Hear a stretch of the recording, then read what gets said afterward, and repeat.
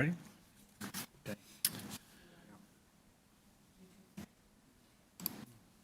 Good afternoon. In accordance with sections 45 and 53 of the Planning Act, 1990 is amended. This meeting of the City of Toronto is called to order. My name is Larry Clay, and I'll be chairing today's session. Panel members today are Gary McKay, Paul Gogan, Peter Reed, and Nazilla West, and our Deputy Secretary Treasurer today is Sabrina Salatino. We acknowledge the land we are meeting on is a traditional territory of many nations, including the Mississaugas of the Credit, the Anishinaabeg, the Chippewa, the Haudenosaunee, and the Wendat peoples, and is now home to many diverse First Nations, Inuit, and Métis people. We also acknowledge that Toronto is covered by Treaty 13 with the Mississaugas of the Credit. Committee of Adjustment public hearings are now conducted in a hybrid, in-person, and virtual format. Some applicants and participants will make their submission in person, and others will participate virtually by electronic means through WebEx. The meetings are also streamed on the Toronto City Planning YouTube channel, and anyone wishing to view the hearing may watch on YouTube. Those who want to participate virtually and have registered in advance will be connecting with their computer or telephone and have the option of participating via video or audio only. When your item is called, you'll be unmuted by the moderator. For both in-person and virtual participants, Committee of Adjustment staff will share presentations submitted in accordance with the written submission deadline. People attending in person today who want to receive a copy of the decision of the committee on an application must first fill out a decision request card, and those participating virtually need to submit a written request for a decision by email. If you do not agree with the decision of the committee, you may be able to appeal the decision to the Toronto Local Appeal Body or, in some limited circumstances, to the Ontario Land Tribunal. However, provincial government amended the Planning Act and generally removed rights of third parties to appeal Committee of Adjustment decisions. Only the applicant, the Minister of Municipal Affairs and Housing, specified persons and public bodies are permitted to appeal decisions of the Committee of Adjustment. Appeal instructions are set out in the bottom of the decision of the committee. Today, I'll call each item in the order listed on the agenda. Where an application is uncontested, the agent or applicant may proceed with their presentation if desired. When the committee does not require a presentation, applicants are to advise the chair should they wish to speak to the committee. The committee may ask questions and or take the matter into committee for a decision. Each speaker, including the applicant, will be given a maximum of 5 minutes to address the committee, and I'll comment when you're reaching the 5-minute mark. Any presentation or other materials you wish to submit to the committee must have been emailed in advance of the hearing. Staff and committee members cannot accept materials at the hearing. When addressing the committee, please clearly state your name and address. Please remember to confine your remarks to the matters outlined in the application. The applicant will proceed first and make a presentation to the committee. Then individuals, either in support or opposed, will be invited to speak. Generally, we call first on the speakers in the hearing room and then those participating through WebEx. Committee members may ask questions of each speaker after they have finished their presentation, and when all speakers are finished, the applicant has an opportunity to rebut only those issues that were raised by the speakers. This will mark the end of the discussion, and the application will be taken into committee for a decision. Panel members and staff, any conflicts of interest this afternoon's items? No, see none. Sabrina, you said there are no deferral requests for this afternoon? Through you, Mr. Chair, see none. Okay, thank you. And no files to be closed. See none. Okay, we proceed with the agenda. Item number 20, 828 Shaw Street has been postponed. So we proceed to item number 21, 31 Parliament Street. This is an application to alter the development standards for a 41-story mixed-use building approved under site-specific zoning bylaws 512-2022 OLT and 513-2022 OLT, currently under construction, by increasing the building height, the total gross floor area, and the total number of dwelling units. Also, to reduce a minimum required outdoor and indoor amenity spaces, minimum required parking spaces for residents and visitors, minimum required accessible parking spaces, and the minimum required width of obstructed parking spaces. The new mixed-use building will have 46 stories and will contain a total of 467 residential dwelling units. Committee has before it a copy of the minutes from the January 15th public hearing. We have a copy of plan of survey, site plan, floor plans, and elevations, planning letter from the Goldberg Group, received February 14th. Staff report from Transportation Services and Community Planning, and an advisory report from Metrolinx. Through you, Mr. Chair, we do have the agent online, no registered speakers for this item. Okay. Audio unmuted. Okay. Good afternoon, Mr. Chair and members of the committee. My name's Todd Trudell with Goldberg Group, 2098 Avenue Road. I am the applicant and representing Lanterra Developments, the owner on this application. Okay, so you were deferred from January. Did you want to just give us a quick overview of your application, please? Sure. You read the majority of the details there. The building's currently under construction, was approved for 41 stories. With the new provincial policy in terms of additional housing, Lanterra wants to explore the opportunity of adding the additional 5 floors with an overall height adjustment of 16.5 meters. The application triggers a couple of variances in terms of the parking rate, which transportation supports, the number of accessible parking spaces, reduction that transportation also supports, and the reason for the deferral back in January was that we had agreed to Section 45(9) contribution, and we're simply awaiting the councillor's office to set out the distribution of that allocation. That's now been received and is, I guess, identified in the planning letter from city planning, which we are completely in support of, the addition of those conditions. And I guess the other change that I believe needs to be amended on condition 5 or variance 5 was with respect to the transportation comments. Just the wording of the visitor parking had to be adjusted. Okay, so in the public notice, it's not been adjusted, but we do have a transportation report suggesting new wording. Is that Correct? Okay. Through you, Mr. Chair, I believe the adjustment is regarding of which a minimum of 2 plus 0.05 per dwelling unit will be provided as visitor parking spaces. That's what transportation Right. is requesting for variance number 5. Right. And the agent, I think, indicated that they're comfortable with that. And yes, the plans have been adjusted to reflect the 2 parking spaces plus 0.05 per dwelling unit parking, which transportation is asking for. Okay? And no other changes to the variances. Correct. Okay? All right, panel, any questions of the agent? No, sir, we don't have any further questions. We'll take this into committee. All right, anyone want to take this one? I'll take it. Paul? So I always have, when I see large square footage, I always wonder, is it minor? Because it's a lot of square footage, but in comparison to the overall program, I think it does meet that test as being a minor variance upon current approval level. And also the information shared by Transportation Services and the supporting planning justification letter that was provided. So I recommend we approve this application with the revisions as per Transportation Services, because I don't think it's captured in the current note. No, we have to have that as a condition. That's my. Sabrina, is there a planning staff? Yes. Yeah, there is a planning staff that talks about the section 45? Perfect. And the section 45 allocation, yeah. Thank you. Okay. Motion by Mr. Gogan to approve with those conditions.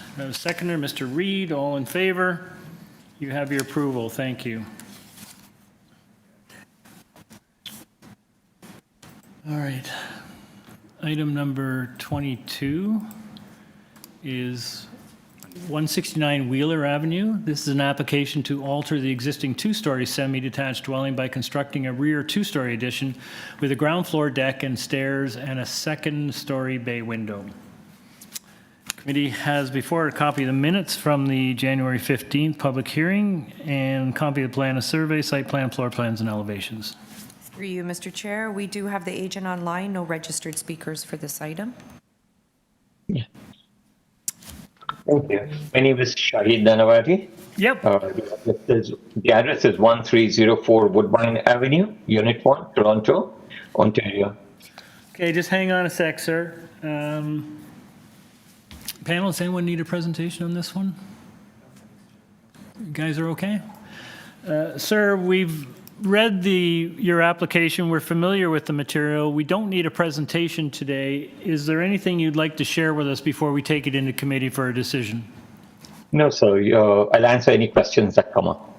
Okay, thank you. Panel, any questions of the agent? See none.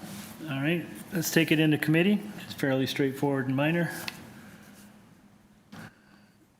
Anyone want to, Peter? Yeah, Chair, thanks. I'm happy to move approval of this one. I think that it's a relatively modest addition to the back of the house, and it's really in keeping with the pattern of development in the area, and the variances requested for it are minor. So I move approval with no condition. Okay, approval by Mr. Reed, seconded by Mr. McKay. All in favor? You have your approval. Thank you. Item number 23, 1069 Bathurst. This item has been postponed. Item number 24, 162 WINNETT Avenue. This is an application to legalize and maintain the enclosed front porch of the existing one-story detached dwelling, which was constructed without an authorized building permit. Committee has before it a copy of plan of survey, site plan, floor plans, and elevations, revised site plan, floor plans, elevations received December the 20th, 2024, 2 photographs of the subject property, covering letter from the agent, and the order to comply. Through you, Mr. Chair, we do have the agent online, no registered speakers for this item.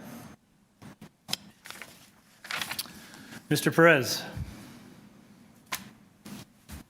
Me now, pretends. Okay, bye. Hello. Hello. Oh, this is Eddie. How are you doing? Good afternoon. Doing just fine, Ed. Eddie, can you just give us your full name and address, please, for the record? I think we have it I'm somewhere. Eddie from 537 Rogers Road, and I'm here. And the name is Eddie Perez for EKP Designs, Inc.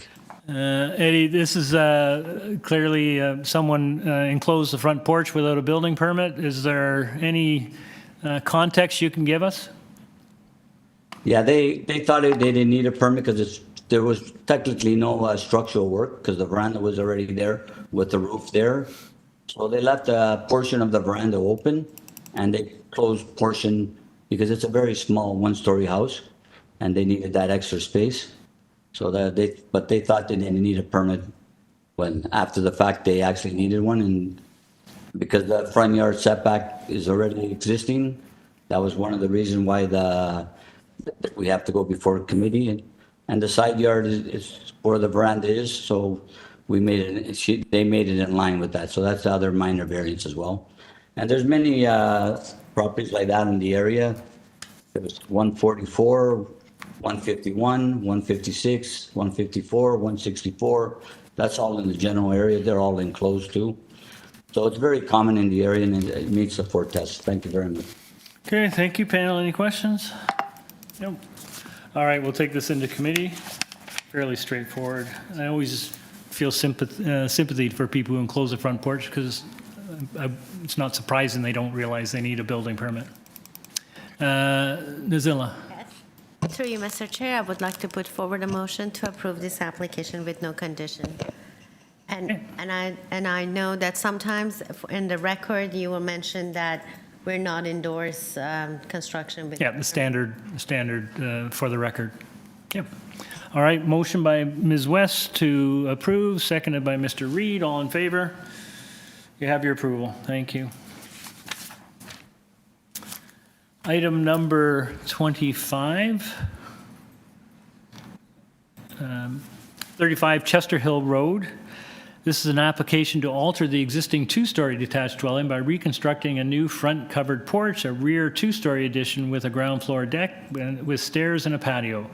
Also to reconstruct the driveway with a side parking pad. Committee has before it a copy of the plan of survey, site plan, floor plans, and elevations, 4 photographs of the subject property, presentation materials from the agent. We have email correspondence from Transportation Services, and from Metrolinx, we have support from 31, 29, 33, 37, 43 Chester Hill Road, 6 and 18 Thorncliffe Avenue. Additional correspondence from 20 and 34 Thorncliffe Avenue. Through you, Mr. Chair, we have the agent online, no registered speakers for this item. Tasneem, you're unmuted. Good afternoon. My name is Tasneem. I'm the agent of the owners from Replacement Design. Our address is 160 the Westway at Etobicoke. I'm happy to provide a presentation if it is required. Okay, just hang on a sec, panel. Short presentation, or are you okay? I'm okay. You're okay? Ma'am, we've read your application. We're familiar with the material. We don't really need a presentation today. I don't know if we have any questions. Doesn't look like it. Ma'am, before we take it into committee for a decision, is there anything you'd like to share with us? No, I think it's a pretty straightforward application. If the members have any questions, I'm happy to answer them. Okay. All right. I don't think we have any questions. We'll go into committee.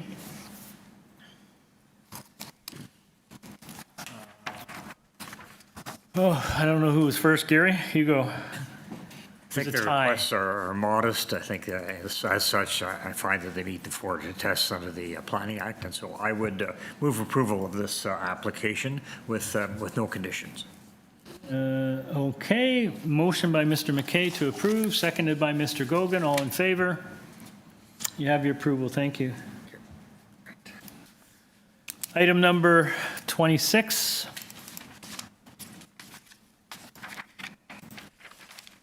'50 Phoebe Street. This is an application to construct a front basement walkout with stairs. Committee has before it a copy of plan of survey, site plan, floor plans, and elevations, 2 photographs of the subject property, and we have staff reports from Community Planning, Urban Forestry, and Metrolinx. Through you, Mr. Chair, we do have the agent online, no registered speakers for this item. Hello. Good afternoon. Good afternoon. I'm Jason Fung, the architect and agent at 675 King Street West. Okay, hang on a sec, sir. You've seen the planning staff report with conditions? That's correct, yeah. And the owner is on board. If they need to plant a tree in the back, that's no problem. Okay. Panel, anyone need a presentation on this? Does anyone want to, no presentation? Any questions? Anyone want to ask about the soft landscaping?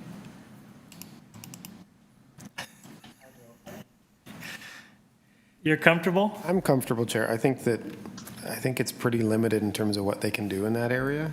And I think they've kind of maxed it out. And I think the tree, agreeing to the tree condition is a sign of goodwill towards that end. Yeah, it's one of these ones where the property line is pretty close to the front of the house, huh? Yeah. All right. Okay, sir, did I say this all right? We don't need a presentation today. Is there anything you'd like to share with us before we take it into committee for a decision? Only that we know it's also 36 Phoebe down the street has, they have a basement walkout being constructed currently, so precedence is coming along on this location. Okay, thank you. All right, we're in committee.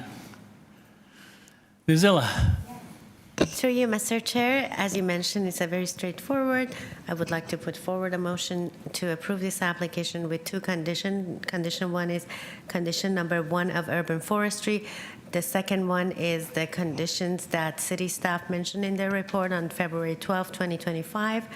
that the first one is the proposal will be constructed substantially in accordance with the plan A3 and A301 received by Committee of Adjustment on November 19, 2024, and a tree will be planted in the rear yard of the property.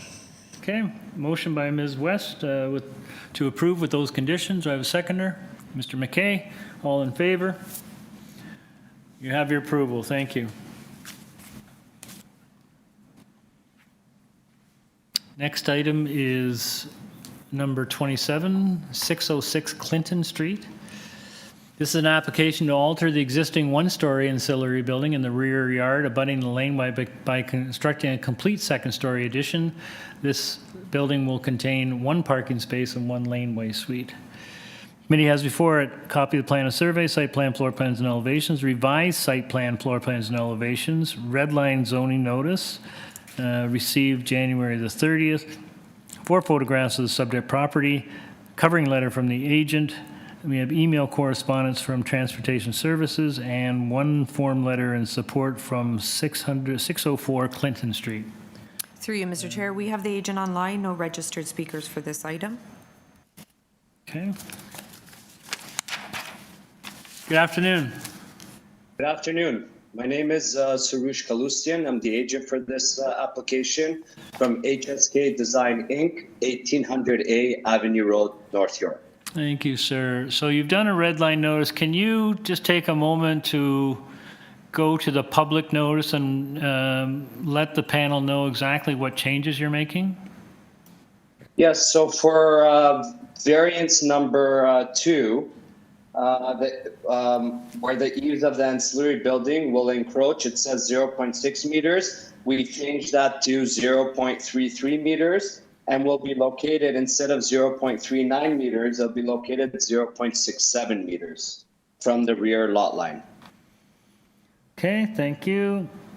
And your only other variance is the rear yard landscaping, so maybe you could just speak very quickly to that.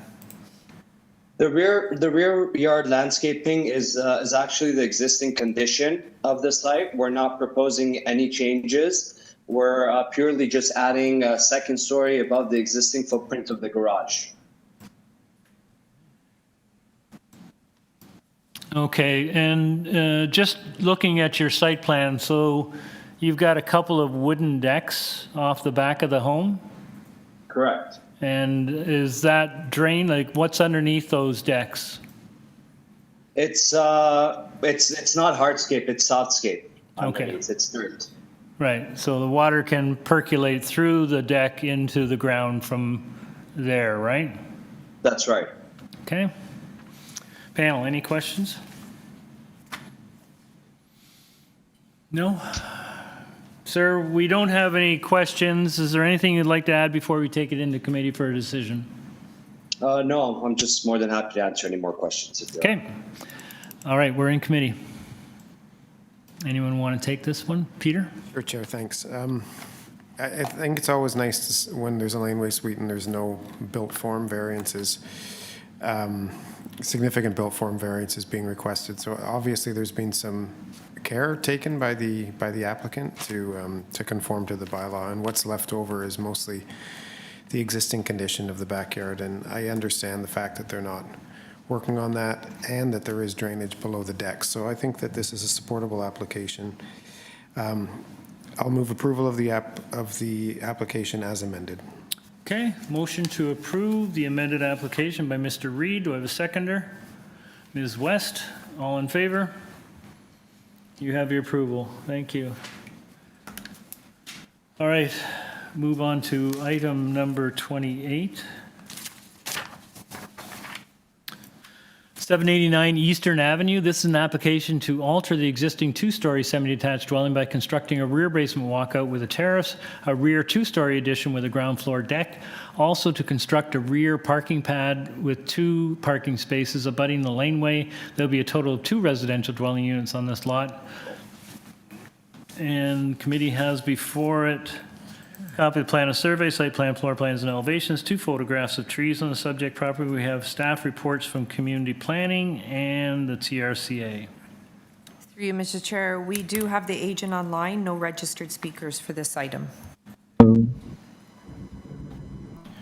Good afternoon. Good afternoon. My name is Roy Chan. I am the agent representative for the owner. Just for the record, the building permit for this application was applied for and completed back in 2020. The client had completed all the construction, was trying to close the permit, but then they actually went and paved the rear yard where the parking area is, so that it no longer meets the minimum required landscaping, which is what we're applying for in this application. The nature of this area, it's a laneway where all the cars are parked at the back, where there's barely any room for maneuver, especially now in winter.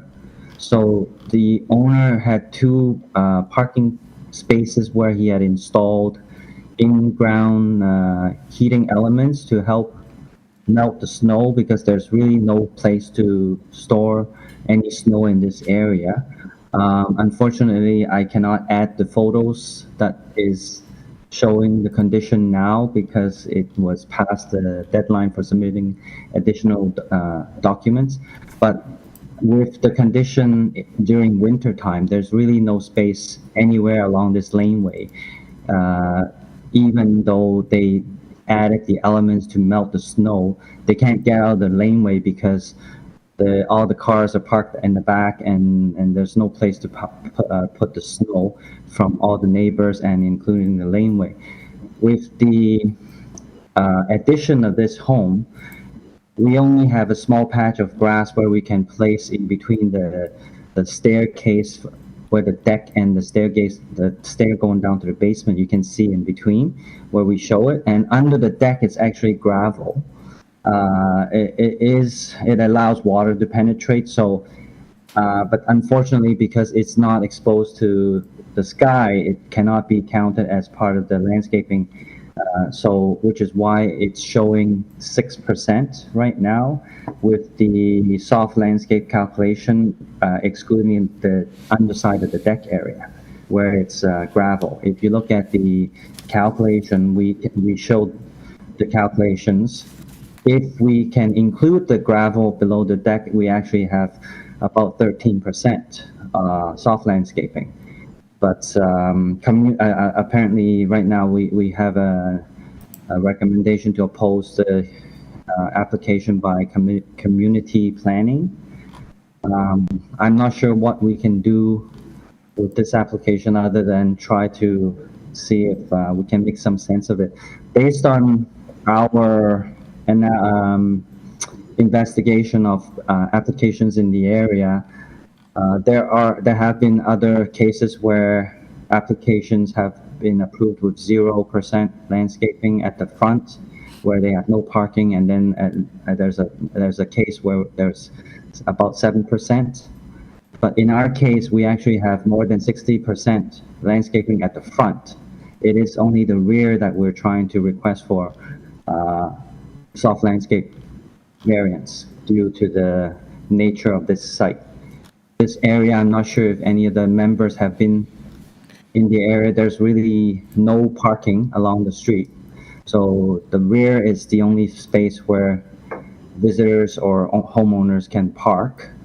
And I guess especially winter time, for the safety of tenants or residents, the owner had decided to input a paved area so they can walk to the back, which is why we only have a small patch of grass in between. I'm not sure if there's any questions or anything that I can answer. Okay, thank you very much. Panel, any questions? Gary? Just with respect to your parking area, sorry, I'm getting some reverberation here. Is that better? Okay, just wondering, you don't have permeable pavers for the parking space. I'm just wondering if you could do anything there, or even say a modest strip of green along one of the widths of it. We can take the pavers and put permeable pavers, actually. Yes? But I don't know if, like, the permeable pavers will help, but it still won't count as soft landscaping. That is an option that the owner had mentioned we can do, but if the committee is willing to accept that, then we're more than happy to replace the pavers with permeable pavers. And you're saying that that won't count, unfortunately. That won't count for No. soft landscape. Based on technical, I think I've done this in the past, permeable pavers do not count as soft landscape. Thank you, that's all I have. So you have heat tracing underneath your existing driveway? Yes. And that's for the full driveway all the way up to the sod area, or is it just up to the fence? All the way to the sod area, because there's no place to put snow. So, which is why they're trying to get rid of it. No, we understand. We're all dealing with that right now. So you're saying you're prepared to replace a portion of that paved area with interlocking pavers? Well, they are, right now, it's all interlocking paver. It has the heating elements underneath it. So replacing it with permeable pavers doesn't really help because my understanding is permeable pavers does not count as soft landscape. That's correct. Peter, did you have a question? Oh, thanks, Chair. This is very hard to approve as it stands. So I'm just trying to figure out if there's a way that you can improve the soft landscaping, even if it's not I know you're open to permeable pavers, but and I get that there are limitations because you have the heating underneath, but planters or something like above grade. I don't know if you've considered something else to absorb water. We can definitely put planters in.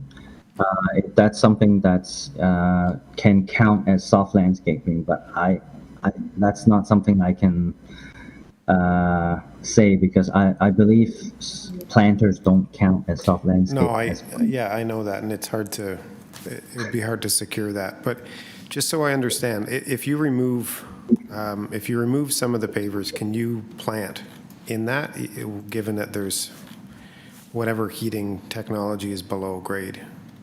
I guess the edge, if you can see in the picture, you see there's a band around it.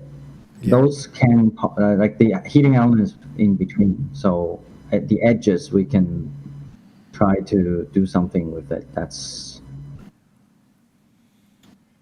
on both sides, I guess, because the front, where the laneway is, you have to drive over it, so there's not much to do. Paul? So your parking spaces look larger than standard up to the fence. So I know it's a laneway where it's hard to turn around and whatnot, but it seems like that fence is kind of part of the limiting factor here for adding landscape. If you can go back to the site plan, maybe it's easier to see. There's just enough space between kind of still giving them privacy instead of having people walk through the property to the eastern to the street, which is why they added a fence so that they kind of still have some kind of privacy. No, I don't disagree with the fence. I just maybe disagree with the location. It should be further towards the lane. And that way you pick up more area for your landscape. That's all. That was my only question. How did this come before this committee? Was this a result of you doing some renovations on the building? The owner was trying to close the permit with the addition. Sorry, say again, please. The owner was trying to close the building permit. They finished the addition, so they need to close the building permits. But the inspector flagged that they paved the backyard. So this was done sort of without the benefit of a building permit?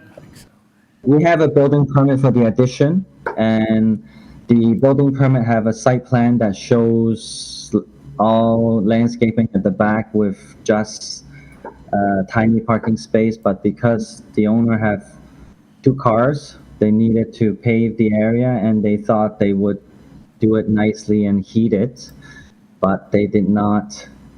That was done without consulting anybody regarding landscaping. So the inspector who was trying to close the permit flagged it, and which is why they came back to me to try to see if we can do a minor variance regarding the landscaping, the soft landscape at the rear.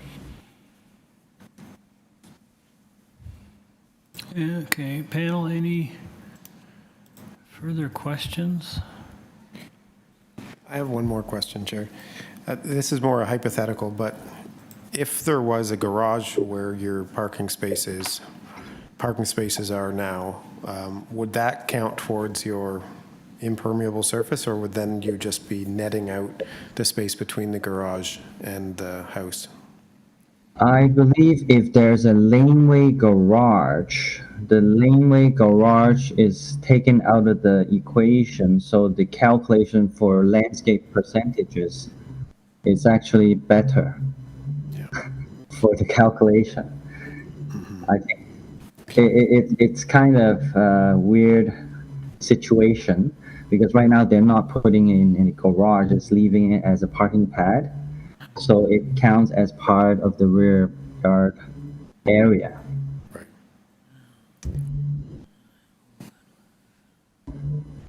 Okay, anyone else? So I don't know how the panel's going to deal with this, but your client is prepared to remove the current interlocking paving stones and replace them with permeable paving stone. Is that correct? That's correct. For the entirety of the parking area? Well, we are required to have 50% of rear yard soft landscaping.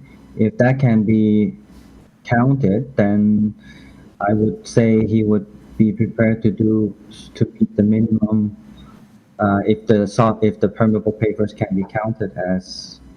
No, they can't. So we're trying to help you out here. So what we're saying is that we can't improve your percentage of soft landscaping unless you're prepared to introduce more grass or soddy areas. So we can't, in the absence of that, we can't actually amend your variance. But I think what the panel is asking is, in lieu of that, one option would be to replace your parking area with interlocking. While that doesn't count towards soft landscaping, it does allow water to percolate through your parking area.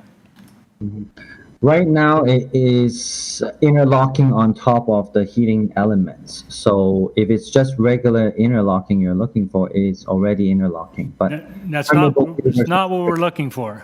Okay. So permeable pavers, we will have the gaps in between each of the bricks to allow more water penetration. So that's that's something we can do. And you use 1/4-inch gravel in between the gaps, and you actually have a new bed of 1/4-inch gravel underneath that. Can you guys do that?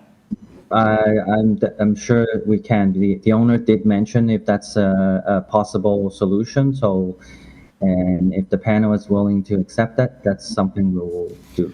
So Mr. Gogan asked about the placement of the fence. So we're initially talking about the parking area, but you also have interlock pavers on the house side of the fence. Would you be removing those and putting permeable in there as well?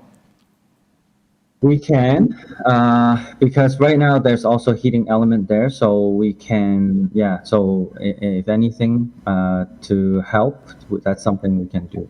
Okay. It's better than for the owner just trying to do anything to try to avoid having to take out the heating elements, because right now it's actually helping them with all the snow. But if it's just the pavers on top that we have to replace, that's something we can do. Okay. All right. Any further questions? All right, panel. We're in committee. What do you guys think? I struggled a little bit with this one as well, Peter. It's pretty rare for us to approve that percentage of soft landscaping. No, me too. It's hard. But I raised the question of the garage because, I mean, I think if there were a garage here, right, then the numbers would look a lot better. Yeah. But it would be the same material, environmental impact, right? And I think the zoning bylaw is weak in that perspective, because those are contradictory ends. So, yeah, I don't know. I think the applicant's showing a lot of goodwill by trying to at least do kind of what he can to improve the situation, even though it's going to be still bad. Right. Yeah. Anyone else? Is it Nizella? Yes, to you, Mr. Chair. This application as is not, I'm not supporting this application. I think the applicants still have a chance to add some greenery in the back or in between the garage, or at least on the sides. So this application as is in front of me, I will not support it. Okay. Paul? Yeah, I think it would have been nice. So it seems like the applicant is willing to modify that existing parking area and the related hardscape. So it would be nice hearing our opinion. Maybe would they consider coming back with a revised plan showing more green and less hardscape? Because they're going to rip all of that out that they have. If they go to a permeable paver, they have to take pretty much everything out and reinstate it anyway. So why wouldn't they add more green space? But I do agree with you, Peter, that if it was a roof there, then the percentage would go up to like 20% or 30% or something like that. Yeah. So. Although the only difference there is, you have to discharge the water from that roof onto your own property into an area where it can be absorbed. It's a minor thing, but technically you have to manage your own water. Gary? Just sort of going to the roof eaves, it's good that the applicant has made a revision there, and that's eased that situation, and transportation is happy with that. So I think I could find my way to supporting the application, subject to a condition that would talk about permeable paving in that parking pad area. And I'll just see if there's any other conditions. Yeah, I guess my only thing, I mean, for the parking area itself, I think I'm probably fine with permeable. I find that the fenced-in area, I find that a little bit troublesome. It seems to me if you're going to pull the pavers in the backyard, why wouldn't you just replace that with sod? Right? I mean, that actually would in fact increase your soft landscaping variance. And that's just a walkway to go through a gate into your rear yard. And there is sod already there. Why wouldn't we just have them replace that on the site plan where it says interlocking pavers? Why wouldn't we just say that should be grass? Agreed. I think that gets to Paul's point that maybe, like, not to create extra work, but maybe a deferral would make sense. And so they could actually come back with a drawing that showed that, and their paths would work. And there's probably opportunities to put some additional planting spaces in the area south of the fence as well. Yeah. Would you guys be okay if we come out of committee and just put this to the applicant? Okay, we're out of committee. Sir, you've heard the panel's musings on this one. We're a little bit uncomfortable overall with approving a variance that low. We're suggesting a couple of options. One, you could seek a deferral so that you could consult with your client and see if you couldn't come back with something a little better than you currently have. The second option would be that, where you have interlocking pavers in your backyard, you're replacing that entirely with sod, which you'd have to give us what the calculation of that area would be regardless. So we're wondering if it's not a better idea for you to stand this one down, seek a deferral, and come back with something a little bit better. Okay, I think that's something we can do. I'll have to go back and talk to the owner and try to figure out if there's anything else we can do, and then come back to the hearing. Yeah, I think I think that's the best way. And frankly, I think you and the owner would be well advised to come back with something considerably better than we have before us today. Okay. Okay? Yeah. So Okay. you're okay with the deferral? That's fine. Yeah. All right, we're back in committee. Anyone want to, Paul, is your idea? You want to move the deferral? Yeah, why don't we move the application for, again, for recommended deferral of this application so the applicant can come back with an updated rear yard site plan that improves the statistics with regard to rear yard landscape. Okay, motion by Mr. Gogan to defer, seconded by Mr. McKay. All in favor? You have your deferral. Sabrina, we stand down till 3 o'clock? Okay, we have concluded our mid-afternoon agenda items. We will resume at 3 o'clock. 3:30. Oh, 3:30. Standing down for 45 minutes. Wow. 3:30, we're back. Yep. Right.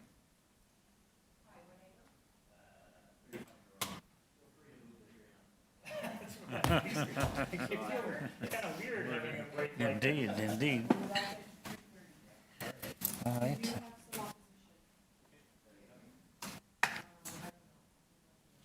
Call with my family doctor. I did that specifically for you. It's like literally in like 3 minutes. That's funny. I should be back on time, but if I'm not, I may be a little late. Okay, Yeah, thanks. we got quorum, so not worry.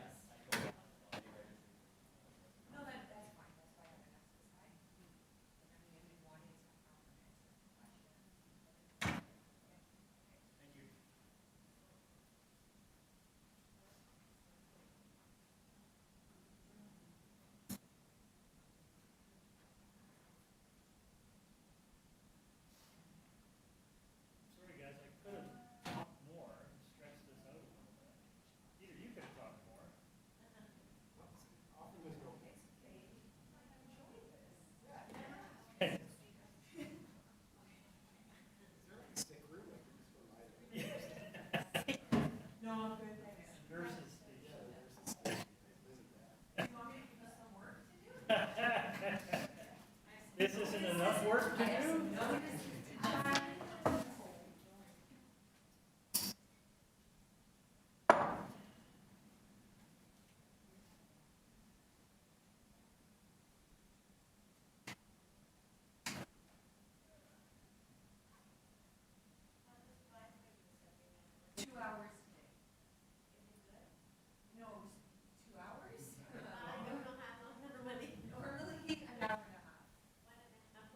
So where was the meeting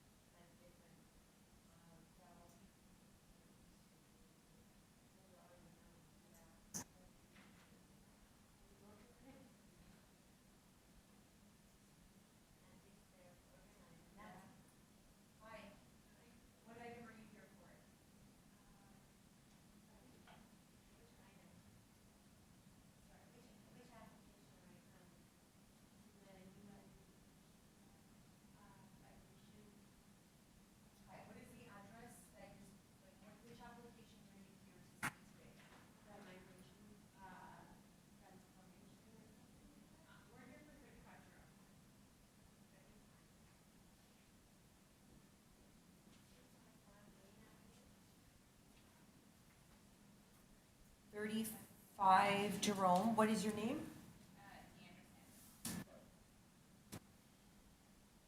Okay. And Deandra, are you speaking? Because I also have Santiago. Yeah, I'll be speaking on behalf Of both? Okay, for the 5 minutes, right?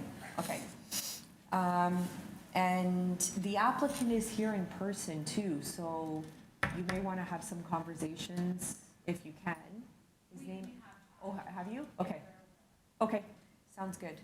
And we're not getting started until 3:30. Okay.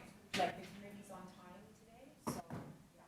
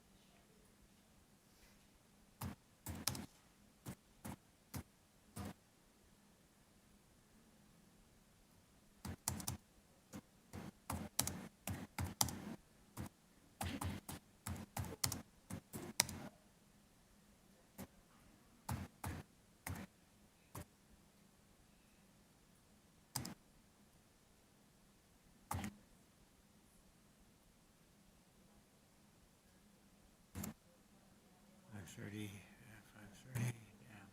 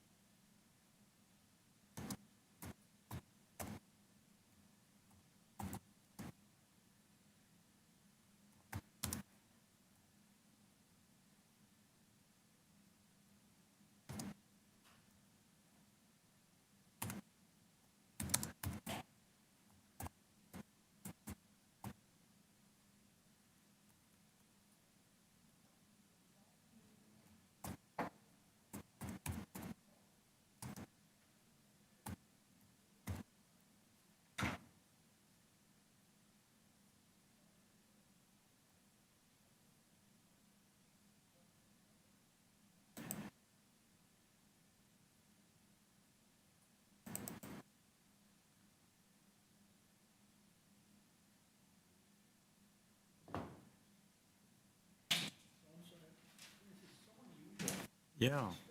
Yes. Yes. In favor of that, yes. How's the hockey tournament situation going this season? It's all right. We're done with tournaments. Now we're going into playoffs. Ooh. No, no. So, well, he plays for Howell, by the way. Oh, yes. So yeah, so we're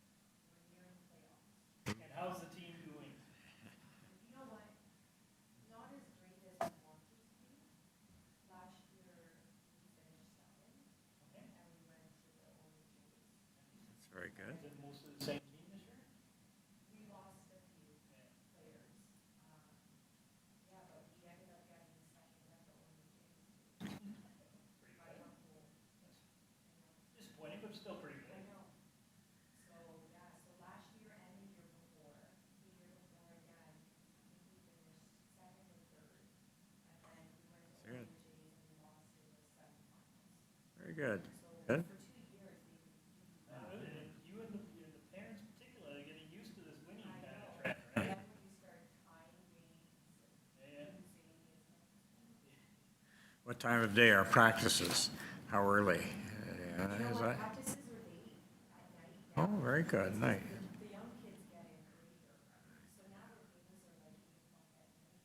Ah. Yeah. But at least, you know, the later games make it easier for everyone to get there. I can remember when my kid was playing, you know, game, you have to be, especially when you're younger, you have to be at a game halfway across the city for 6 o'clock at night. Yeah. Which was really hard. Not only is it hard to get there, Yeah. your rush hour, and you have to leave work, and man, it's hard. Yeah.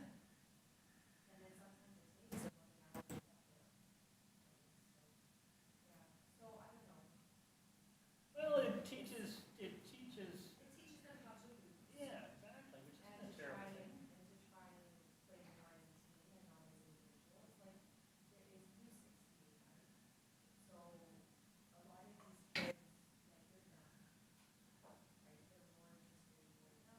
Girls. This particular 15, 16, 17,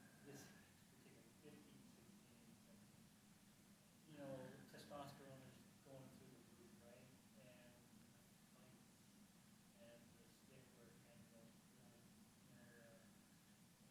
mouthing off to everybody, man, it was, and, you know, without, with all due respect to those who live north of the city on, man, just the nastiest guy you know.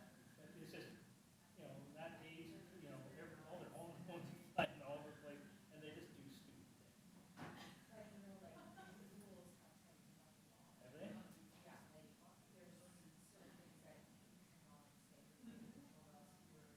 Good.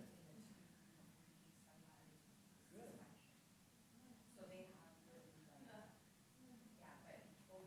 We had fights break out with parents. That's bad. It's horrible. Yeah. My kid, I think he was 16 when he actually got into reffing too, or something. So he would ref a little, you know, tiny 8-year-old.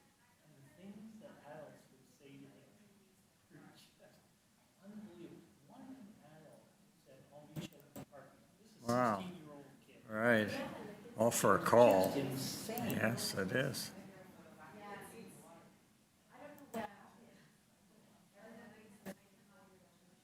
Maybe, yeah, maybe it's that, I guess. Right? Yeah, and these are, for the most part, probably out of the arena, normal, nice people, but you get them in an arena with their kid playing,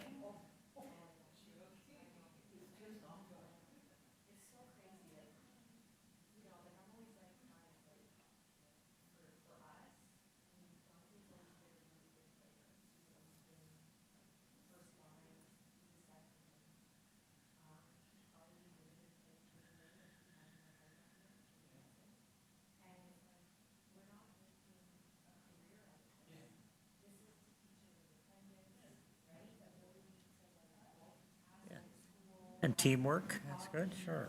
Yeah, yeah. but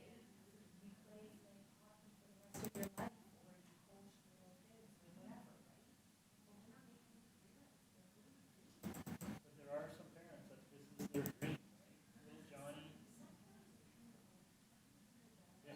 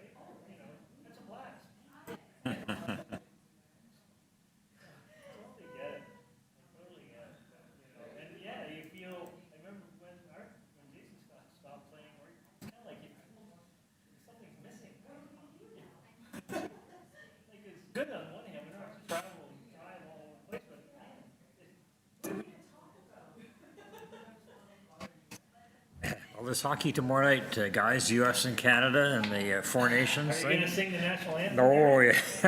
Are you going to boo? You going to boo? I'm going to boo the US gonna one. boo. I'm going to boo for sure. Yeah.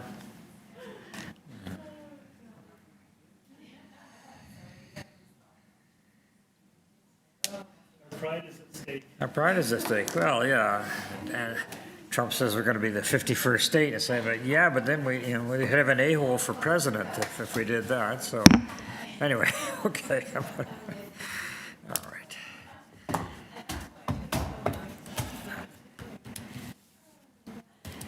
Okay. All right. What do you have? What's 79 about? Alter one story dwelling.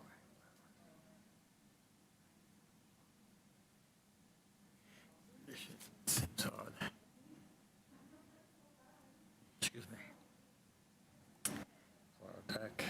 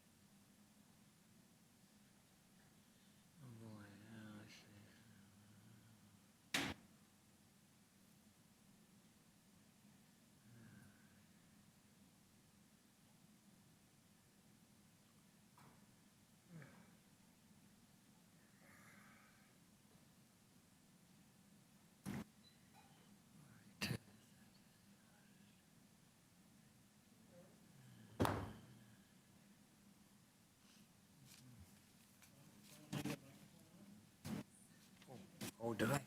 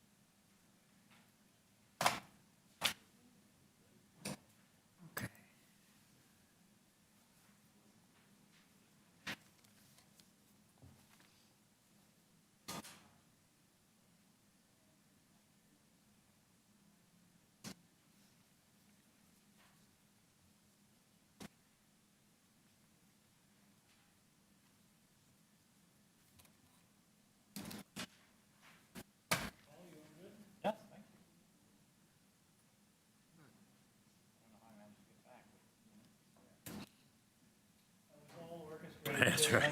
That's right.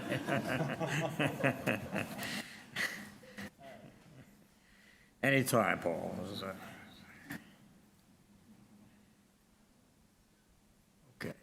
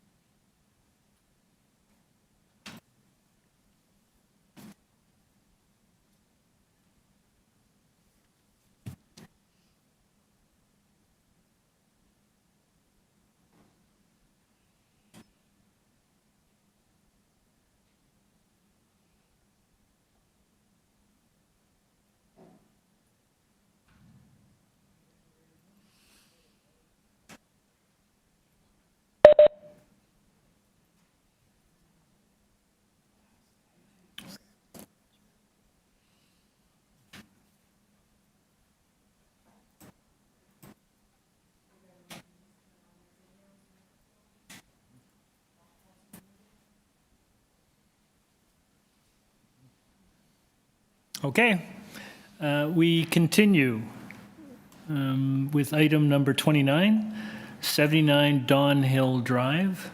This is an application to alter the existing one-story detached dwelling by constructing a one-story addition behind the attached garage, a complete second-story addition above the entire dwelling, and a rear ground floor deck. Committee has before it a copy of plan of survey, site plan, floor plans, and elevations, and one photograph of of a tree on the subject property.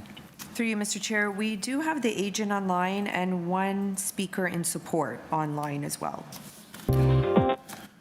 Okay.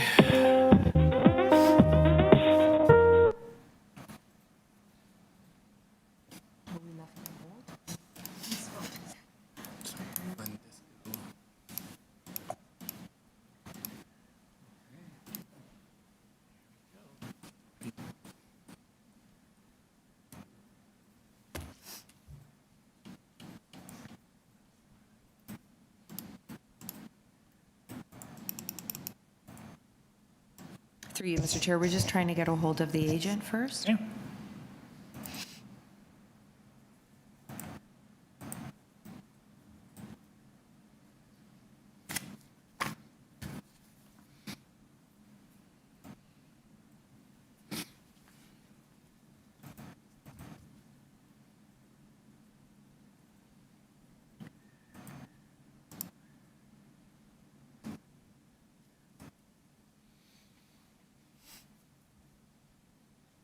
Edward, you're unmuted. Hello? Hello. Who's speaking? Good afternoon. Yep, it's Ed. Good afternoon, it's Edward. If you could give us your full name and address, please. My name is Edward Begay. My phone is 416-839-6241. My address is 14D Lizard Park Drive. And I'm supposed to attend committee of adjustment, but I have trouble to log in on the WebEx. I don't know why. That's okay. Just hang tight, sir. I think you've just won the award for the most minor of the variances of the day. Just panel, we don't need a presentation. Sir, it is a very straightforward, simple application. We don't need a presentation today. Is there anything you'd like to share with us before we take it into committee for a decision? No, sorry that I can't attend. I don't know what happened. I'm computer. I'm trying for 10, 15 minutes, but no, I have nothing to say. Thank you so much for your attendance and okay. Yeah, let's move. Thank you, sir. All right, let's go into committee. Panel. Sorry, through you, Mr. Chair. Oh, we had do have this one speaker in support? Speaker in support. We might want to just quickly unmute them and. Okay. I don't, They're next door at 77 Don Valley Drive. There's two? I think we just have the one. There's two from the same household, but we'll just hear from All right. Amanda. You've been unmuted. Can you hear me? Yes, we can. Hi there, this is Amanda Friedman, 77 Don Valley Drive. I actually just had a question, if that's okay. Sure.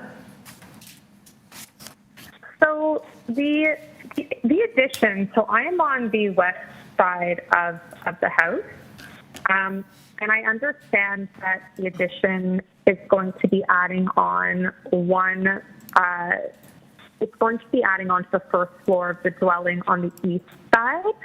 I just wanted to make sure that there won't be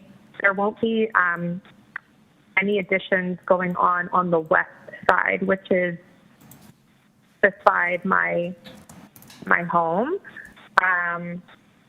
Sort of what I'm asking is I just wanted to make sure that it's not extending width-wise. Okay, we can ask the agent to answer that question. If we could get the agent back, Edward. Yeah. Did you hear the question, sir? Yes, I heard. My answer is no. It's just the one that we proposed, and we are 5 feet away, so we are within the zoning. Okay, so you're not, you're doing a second-story addition, but you're not going any closer to number 77. No, we are no. So we are not doing anything. We are just staying as we are. On the side of 81, we are doing the addition. On 77, we are doing nothing. Okay. All right. So no. So it's going to be a second-story addition, but no anything on the close to the property. Right, you're just following the existing, the outline of the existing house. Yeah, exactly. Okay. All right. Thank you. Thank you, sir. Panel, any questions? You will. All right, let's take this into committee. Anyone? Peter? Thanks. Yeah, as you said, there's two variances, but they're both extremely small. And I think that it's a smart addition, the way they're adding space to this. They're not meaningfully increasing the size of the footprint. And the impacts of these variances are negligible. So I move approval without condition. Okay, motion by Mr. Reed to approve, seconded by Mr. McKay. All in favor? You have your approval. Thank you, sir. And ma'am, I hope that he answered your question. We move on to item number 30, 786 to 788 Queen Street East. This is an application to construct a new 6-story mixed-use dwelling with step down of heights toward the rear lot line, containing 15 residential dwelling units and 1 commercial unit to be located on the ground level. Committee has before it a copy of plan of survey, site plan, floor plans, and elevations, revised site plan, floor plans, and elevations received January 21st, revised zoning notice January 21st, red line public notice January 22nd, covering letter from the agent, and a tree preservation plan.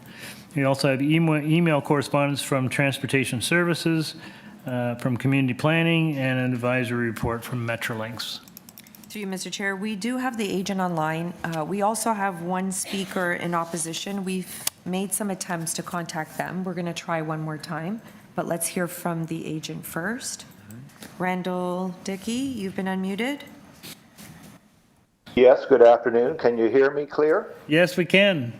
Name and address, please, sir. Yes, thank you, Mr. Chairman and members of committee. My name is Randall Dickey.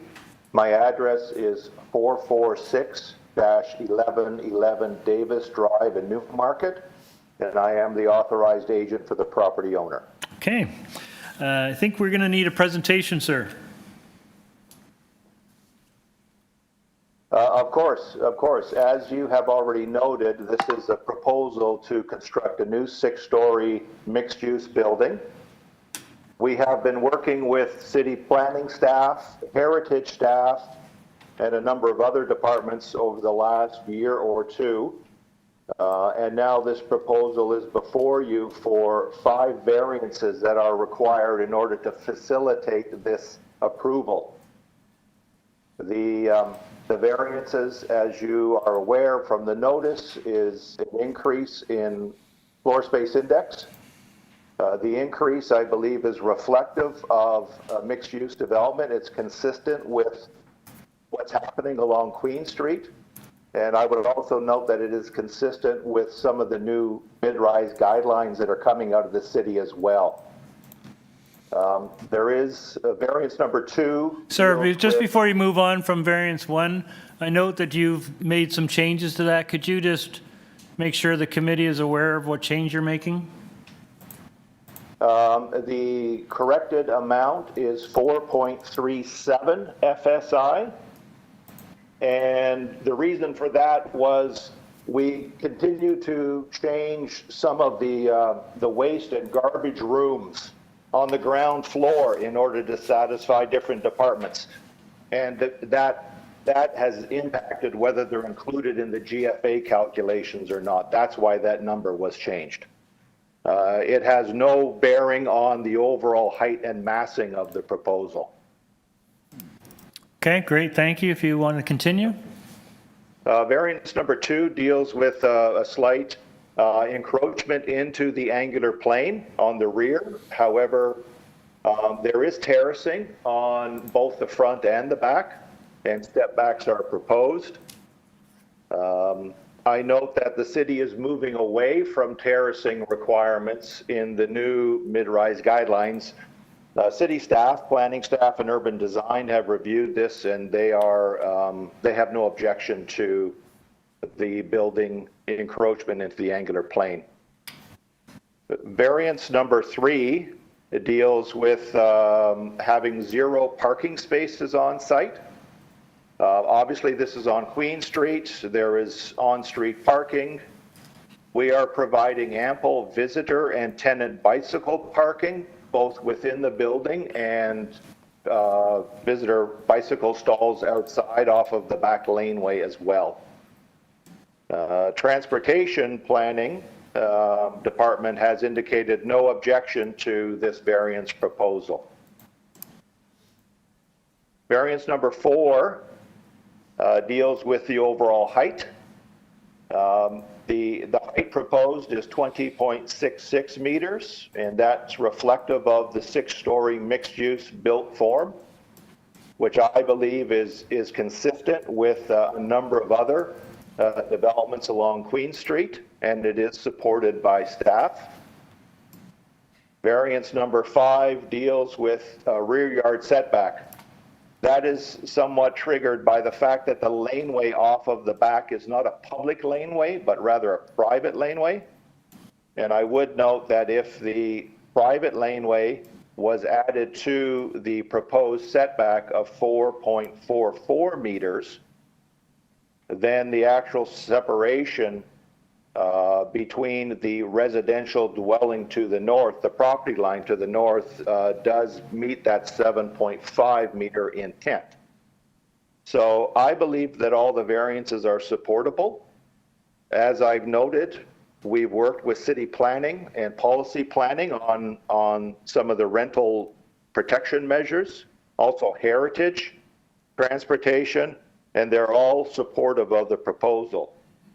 I am aware of the city planning department's recommendation about the standard set of tenant relocation and assistance plans for the 2 existing rental units. The owner is agreeable to those conditions being applied to this variance.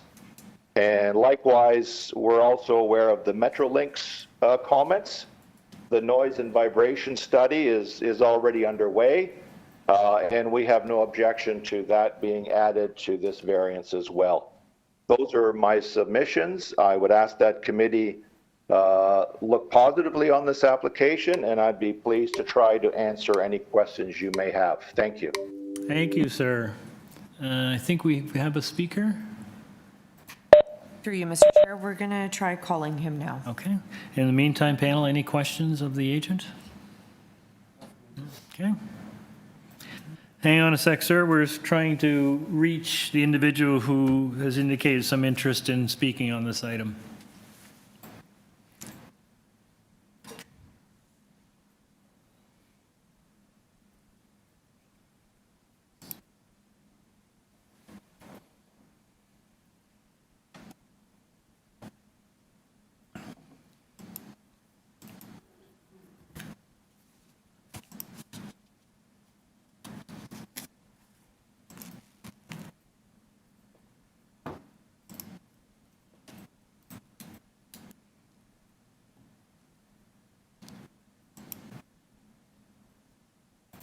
Through you, Mr. Chair, we've made multiple attempts, haven't had any luck reaching. Okay, thank you. I think it was Mr. Kohler.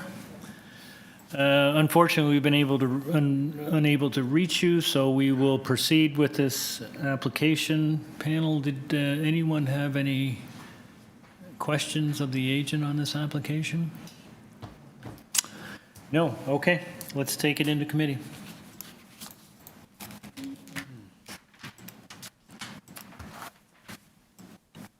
Gary? I think I can support this application, Chair. I've noted the planning staff report, of course, relating to the tenants are going to be displaced, so there's going to have to be a relocation plan, and they're going to fold that into an agreement that'll be registered on title. It's a six-story mixed-use building. I think it's very appropriate for the area on Queen, and I think that the agent, recited, what is available there for parking and in terms of transit. So my view is I could support it. I don't see any conditions. Metrolinx, I think we should probably build that one in. Sabrina? Through you, Mr. Chair, I believe there's comments from planning, community planning. Metrolinx is advisory. Okay. Yes, the planning is the relocation. Yes. Yep, so we'll add that condition in. Mm-hmm. Okay. There's two conditions for that one. Yes.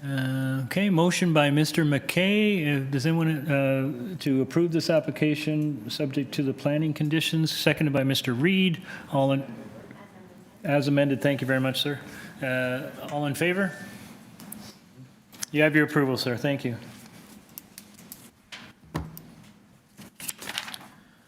Okay, item number 31, 38 Schofield Ave has been postponed. And the next item is 48 High Park Boulevard.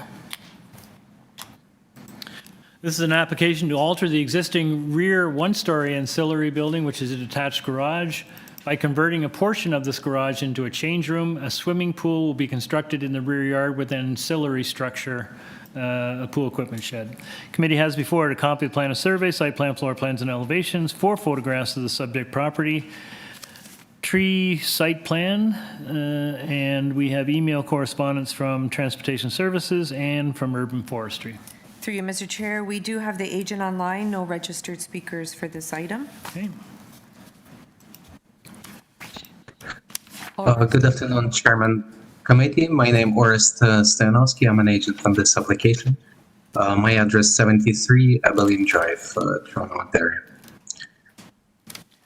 Okay. Perhaps just a very quick overview of this application, please, sir. Sure. So this is an existing dwelling with an existing 3-car garage at the rear, and we are suggesting to put a swimming pool between the garage and the building as shown on the site plan, as well as convert one parking stall inside the garage into a change room. With a little washroom for convenience at the back. So we are asking only for 2 variances. Transportation has no objections from their email. We are okay with forestry comments. We'll apply it as well. for tree injured as requested. And we think it's really minor in nature. Basically, just one parking stall becomes a change room, and that would be pretty much it for this proposal. Okay. Would be happy to answer any questions. I Thank you. think what's got me a little bit confused is variance number 2. You're proposing to build a pool. Is this a pool equipment shed? No, basically variance number 2 is related to that parking spot. Since we're using it as a change room, it's considered to be as a living accommodations, which are not permitted. But it's not really a living space. It's just an open change room. As you can see from the drawings, we have big sliding doors opening to the backyard. And between the garage and actually this proposed change room, just simply for convenience. It's not really a living space. Yeah, well, I guess that's why I wonder, why do we have a variance? If it's not proposed for living accommodation, why do we have a variance? I mean, we shouldn't be approving that because we're basically approving you allowing this space to be used for living accommodation when you're not planning to do that. That was highlighted by zoning examiner when we applied for zoning review, and we just followed their advice. They listed 2 variances, and we submitted our application accordingly. I understand that. I just don't understand the variance. Again, so can we put a condition on, if we approve that variance, should we put a condition on that it not be used for habitable space? Okay. Through you, Maybe Mr. that's Chair, it. yes. I mean, remember, anything that you're approving could be for the existing owners or future owners, so they may not be using it for living accommodations, but anyone that would purchase the site could possibly use it. Well, if we didn't put a condition on that, this is basically allowing that, right? Yeah. So we don't necessarily want to allow that, so, okay. Any questions, panel? Let's take this into committee. I think whoever does a motion, I think maybe consider a condition along those lines that doesn't allow for habitable space, because I don't think that is the intent. Seems weird granting a variance to allow living accommodation when that isn't what the intent is. Peter? Sure, Chair, again, I think, yeah, I think the proposal as it stands it makes a lot of sense, and I think it's desirable for the property to have, you know, some sort of usable space instead of 3 parking spaces. So I think that's fine. And I think we're kind of stuck with the language here as it went through zoning. But, I mean, habitable space, I think, kind of means the same as living accommodation, doesn't it? Yeah, but we wouldn't, the condition would be it would not be used for No, I know. habitable space. Yeah, it's kind of an unusual variance. I'm just wondering if it would make sense to tie it to site plan, because there's no cooking facilities in that living area, which I think that's what makes it habitable space. Is it just a toilet and a sink? I think so, yeah. No shower? No shower? Well, you get a swimming pool. Yeah. Well, there's a shower, yeah. A shower and a toilet and a sink. Okay, what's your motion, Okay, Peter? so I think that these variances are minor. I'll move approval of the application subject to urban forestry condition 2. And yeah, I guess let's just say that it not be used for habitable space. Okay. All right, motion by Mr. Reed. Do I have a seconder? Mr. Gogan, all in favor? You have that approval with those conditions. Thank you. All right, we move on to item number 33, which is 35 Jerome Street. This is an application to alter the existing 2-story detached dwelling by constructing a rear 2-story addition with a basement, a ground floor covered deck with stairs, a 2nd and 3rd story balconies. Also to construct a complete 3rd-story addition and a new covered front porch with stairs. There will be a new 2nd-story bay window on the east wall of this dwelling, and the existing rear detached garage will be maintained and unaltered. Committee has before it copy plan of survey, site plan, floor plans, and elevations, 4 photographs of the subject property. We have an advisory report from Metrolinx. We have correspondence and support from 34 Abbott, and correspondence and concern from 33 Jerome. Through you, Mr. Chair, we do have the agent here in person, as well as one registered speaker in opposition in person. Good afternoon, sir. Good afternoon. My name is Trevor Gain. I'm the agent here on behalf of the owners. Okay, sir, we're going to need a presentation, please. Yeah, as you mentioned, this is an addition and renovation project for the family. They've been searching for homes for the last 5 years or so, and they finally secured this property. And as of most existing housing stock in Toronto, additions and renovations are required to kind of modernize it, bring it into 20th century, and to expand the space for their own use. So currently, this is a 2-story house, 3 bedrooms, and the proposal in front of you is a 2.5-story house, 3 bedrooms. So we're not increasing the bedroom count, but we're just increasing the size of the bedrooms. It's a 7-person family, so those allow the bigger bedrooms will allow the kids to all kind of bunk up together and have a better quality of space. We have 5 variances in front of you. Of the variances, Variance 1 is the bay window. In the floor plan that was in front of you, that's a stair landing that kind of comes up to the 2nd floor, so it cantilevers into the side yard. And we're going to repeat the same condition as it goes up to the 3rd floor. So we're basically sort of rebuilding that cantilever. Right now, we're not quite sure how it's being held up, so we got to structurally redo it. And then we'll repeat it as it goes from the 2nd to the 3rd floor. So that's the variance for that. Almost an existing situation, not increasing the size, just straight up.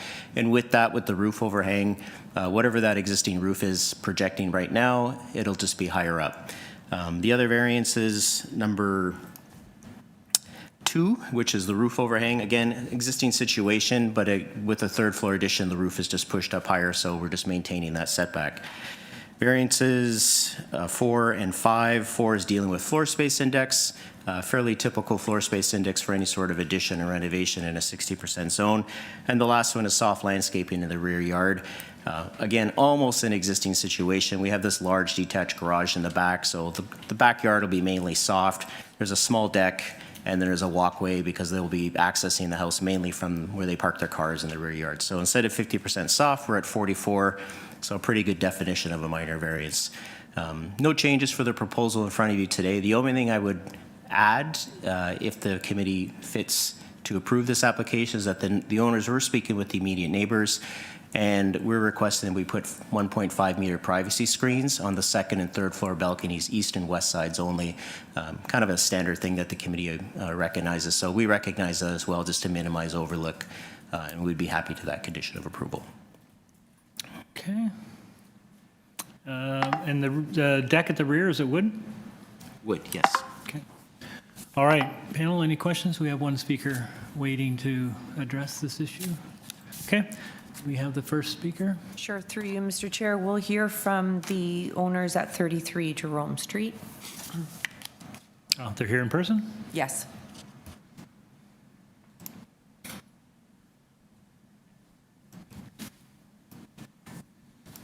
Good afternoon.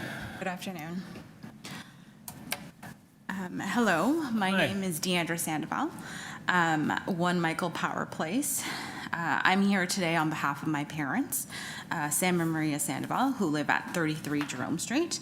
Their home is located directly east of 35 Jerome Street, and I believe they are the neighbors that are most impacted by the proposed application. I would like to just provide additional context regarding our concerns. And my parents have lived at 33 Jerome Street for 37 years, enjoying a peaceful neighborhood with a strong sense of community, privacy, and tranquility. They only became aware of this variance application through the public notice signage. When I visited, I started to ask questions, and they had no prior knowledge. While we are grateful that the public notification is part of the process, the short time frame, less than a week, left us little opportunity to review the proposal in detail. As a result, we engaged a professional planning consultant to ensure that an impartial and knowledgeable expert could assess the application.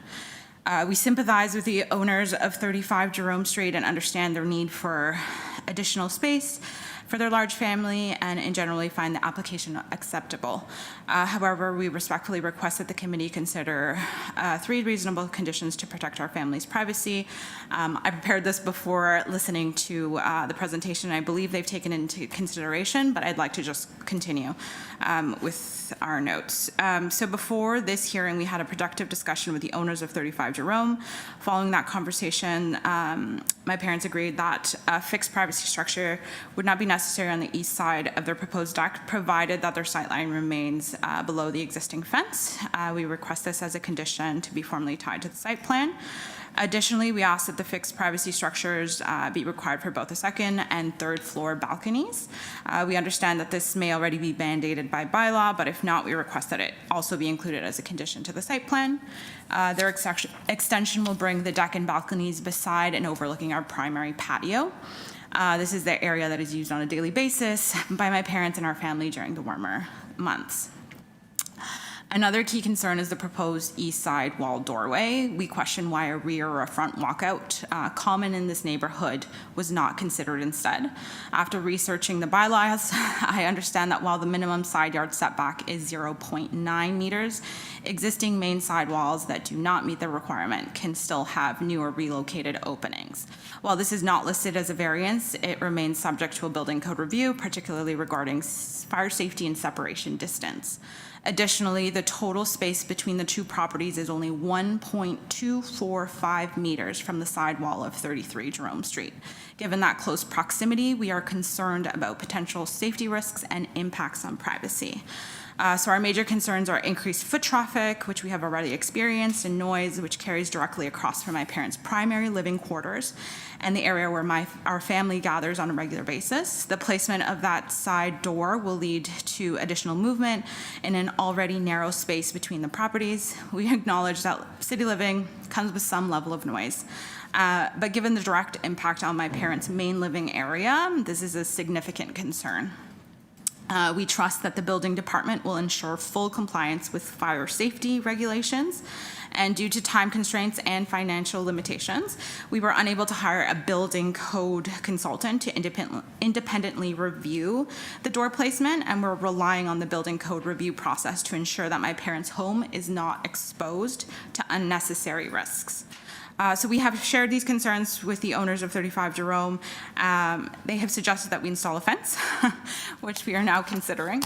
I appreciate the committee's time and effort in reviewing this matter. As someone completely new to this process, I recognize that your work is not easy, and I want to acknowledge the importance of your role in balancing community interests. So I respectfully ask that you consider the impact this application will have on my parents' home and include our 3 privacy requests as conditions to the site plan. Thank you for your time and consideration. Thank you for coming down. Thank you. Panel, any questions of the speaker? Peter? Thanks, Chair. Just to confirm, I understand that you're looking for privacy screening on the second and third balconies. Mm-hmm. What are you looking for on the first, on the deck? On the deck, That's on the east side, is that correct? Or? it's on the east side, so it's closer to kind of where our patio area is. Yeah. If they've assured us that they will not overlook, I'm not clear on that, and I haven't had the time to kind of review anything, or I don't think they have building plans yet. I think that's the next step. So my condition would be, as long as it doesn't overlook our fence, we're fine. There's privacy screening there with the fence, but if there isn't and there is overlook, we'd like an additional privacy screening in that area. Okay, understood. Thanks. Thank you. Okay. Anything else? Thank you very much, ma'am. Mr. Gain.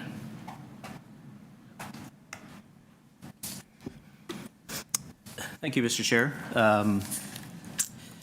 So the privacy screening at the deck, I don't think it's necessary. If we want to bring up these photographs, you were just on the screen.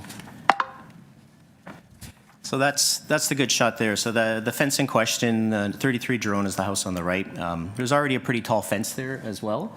So I don't see our deck. I don't even think is 1.2 meters above grade at that section.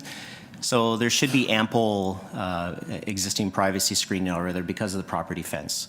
So That's why we have no problem. And our addition, actually, that little white box on the back of our property, that's the extent of our addition. So we're just kind of squaring off the back of the house and we're going in So front. that deck off the main floor, is that going to be, that looks like it's just access to the doors, right? Yeah, It's not that's- going to be, barbecues and chairs out there? Not at that size. So if anything, there might be some pavers or something down in the ground. But we have a landscape variance, so we're very, very limited on the amount of stuff we can do back there, anyways. And that kind of leads to the next point, which I'll get to in a second, about why we didn't do the walkout or whatever. So I think the privacy screening is controlled at the deck level, at the ground floor, and then obviously at the second and third floor. Third floor we require a balcony just by building code, and the second floor it's really just a nice convenience because that'll be the boys' bedroom. There's 3 of them in there, so why not let them get outside when they're facing south? So the privacy screening on the sides, no problem. 1.5 meter standard condition. We'll gladly put those in, no issue at all. So the side door, why we entertained the idea of doing the basement walkout, one, cost. We'd have to do additional 4 feet deep below the foundation. We're already underpinning as it was. And most of the time in the rear yard, that does trigger a larger landscaping variance. It affects the rear deck. So the other option is, why don't we put it in the front yard? Same thing, streetscape. The front yard is already elevated. Maybe in the photographs might show it again. There's already some concrete curbing around. So we're not really touching the front. We have no soft landscaping in the front. But if we did do the front walkout, that would trigger a pretty heavy front landscape variance. So it just made sense that we could walk down our side yard, come in underneath that bay window, and just get right down into the basement. And it's really just for a mudroom access. Like I mentioned, there's 7 people, 5 kids. There's just not enough room at the ground floor level for all the boots and coats and shoes and whatnot. So this will just allow them to get in there. It's not a required exit. It's not a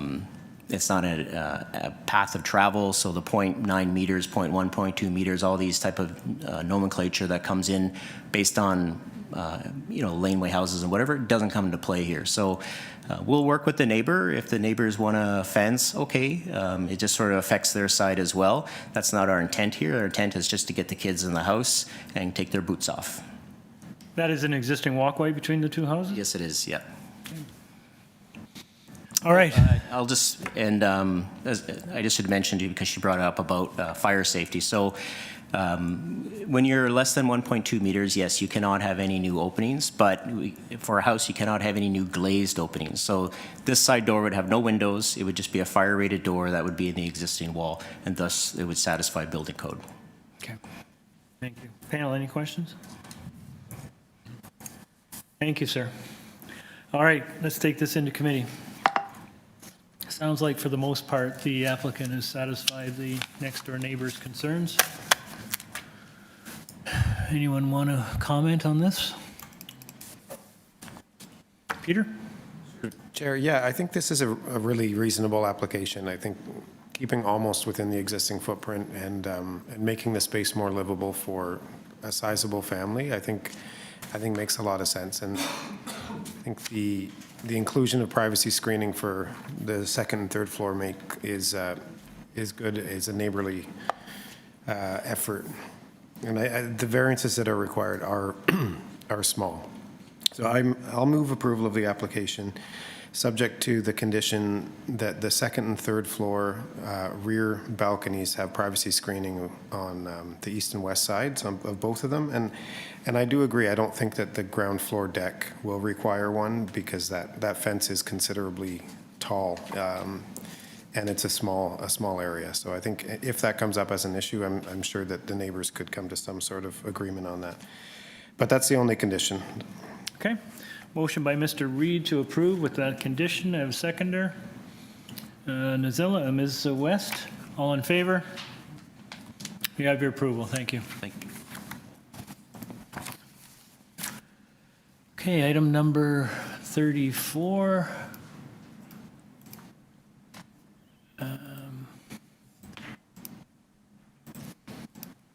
128 Lisgar Street. This is an application to alter the existing 2-story townhouse dwelling by constructing a rear 2-story addition, rear stairs and walkway, a front 2nd-story balcony, and a front basement walkout. Also, to construct a new front covered porch. There will be a total of 2 residential dwelling units on this lot. one in the basement and one unit occupying the first and second levels. The committee has before a copy of the plan of survey, site plan, floor plans, and elevations, 3 photographs of the subject property, a covering letter from the agent, presentation material from the agent. We have a staff report from Metrolinx and correspondence and support from 106 LISGAR. Through you, Mr. Chair, we do have the agent online, no registered speakers for this item. Okay. Good afternoon, ma'am. Hello. Have your name and My name address, is- please. Sure. My name is Nicole Weissar. My address is 236 Emerson Avenue, and I'm the agent and designer of the renovation at 128 LISGAR. Okay. Maybe just a short presentation, Nicole, if that's okay? Absolutely.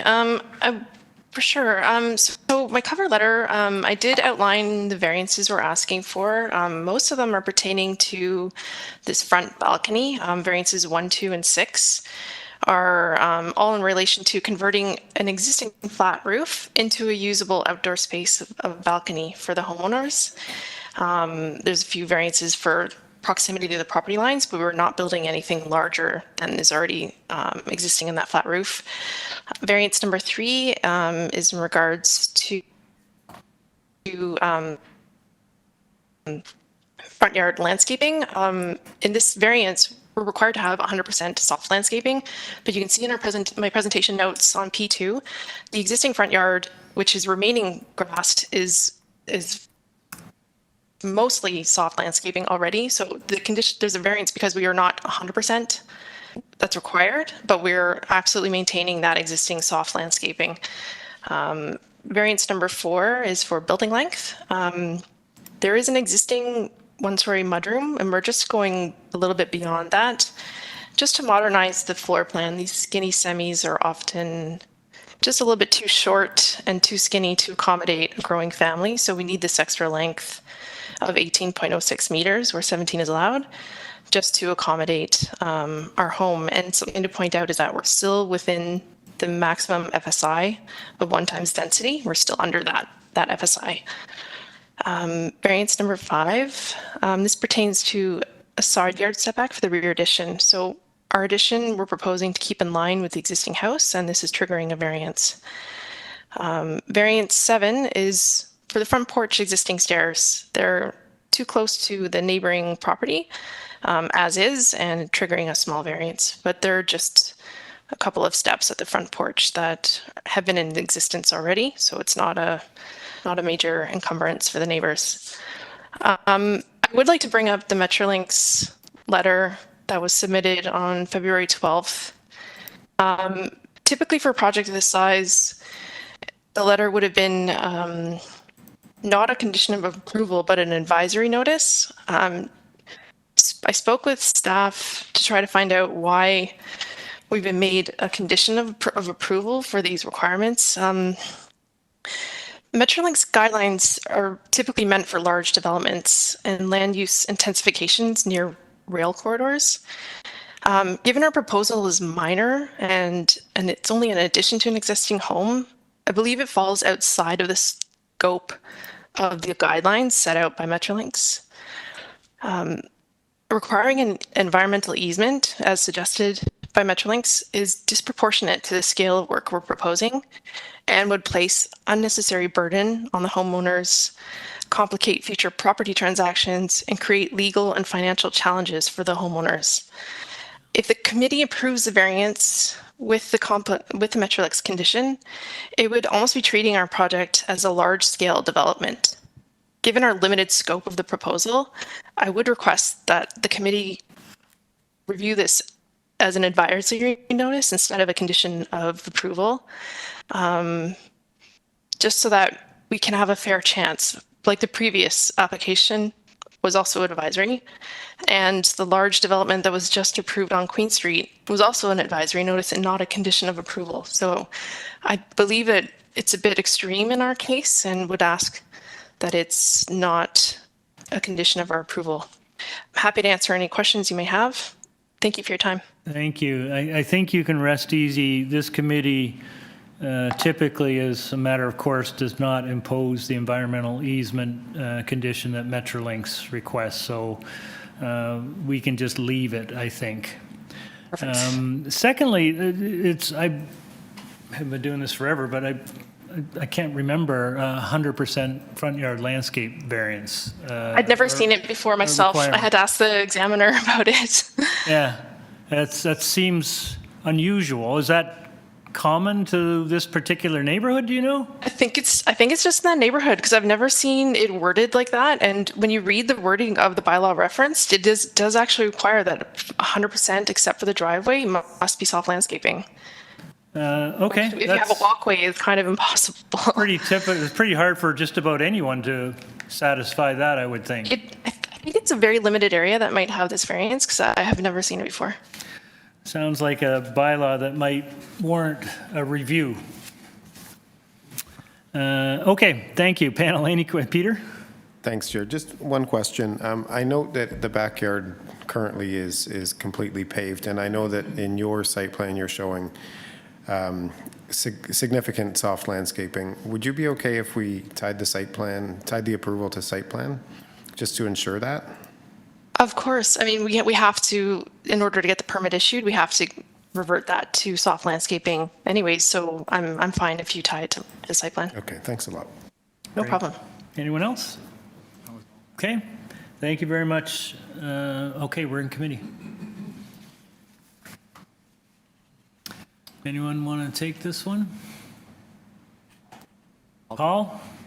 Yeah, I think, first of all, the applicant did an excellent job explaining the kind of the nuances of the proposal, and we thanks for that. Again, I find out all of the things minor in nature, so I would propose that we approve this application I don't think there's any... There's no conditions, except for the one Peter was suggesting. Except for the one with regard to... Tying it to site plan. Oh, tying to site plan, yeah, thank you. Okay, motion by Mr. Gogan to approve with that condition, seconded by Mr. McKay.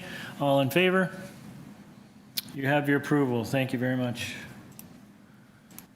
Item number 35 is 255 Bain Street.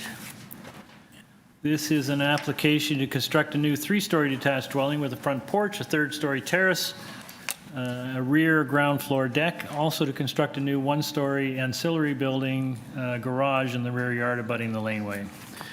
Committee has before it a copy of plan and survey, site plan, floor plans, and elevations, revised zoning notice received January 21st, email correspondence from the agent, a covering letter from the agent, an arborist report, presentation materials from an agent, revised site plan received February 14th, red line public notice received February 14th, and another cover letter from the agent on February 14th. We have staff reports from Urban Forestry and Metrolinx. We have an advisory report from Urban Forestry. There is correspondence and support from 264 Bain Avenue and 10 form letters in support from 244, 245, 252A, 256, 257, 263, 266, 275 Bain Ave, and 132 and 188 Langley. Oh, hello. Oh, we have, sorry, there's 2 pages. We also have correspondence in opposition from 253 Bain and 247 Bain. Correspondence in opposition from, additional correspondence in opposition from 253 Bain, received February 14th. Through you, Mr. Chair, we do have the agent here in person, as well as 1 registered speaker in opposition online. Good afternoon. Good afternoon. Your name and address, please. My name is Paul Raff. I'm the agent and architect from Paul Raff Studio Architects, 703 Bloor Street West in Toronto. I'm accompanied by one of the owners. And your name, sir? Zachary Bloomer. Microphone. Zachary Bloomer. Okay. All right, sir. You have 5 minutes to give us a presentation. And that's the first page, I believe, of our supplementary materials on there. Thank you. The proposed house for a young family who live in the neighborhood has been conceived with massing materials and details carefully crafted to suit the neighborhood's character, highlighting context sensitivity over size. Could we switch to page 2, please? The neighborhood is characterized by narrow lots and closely spaced houses. The owners proactively engaged with neighbors from the start of the planning process of August of last year and numerous times in recent months.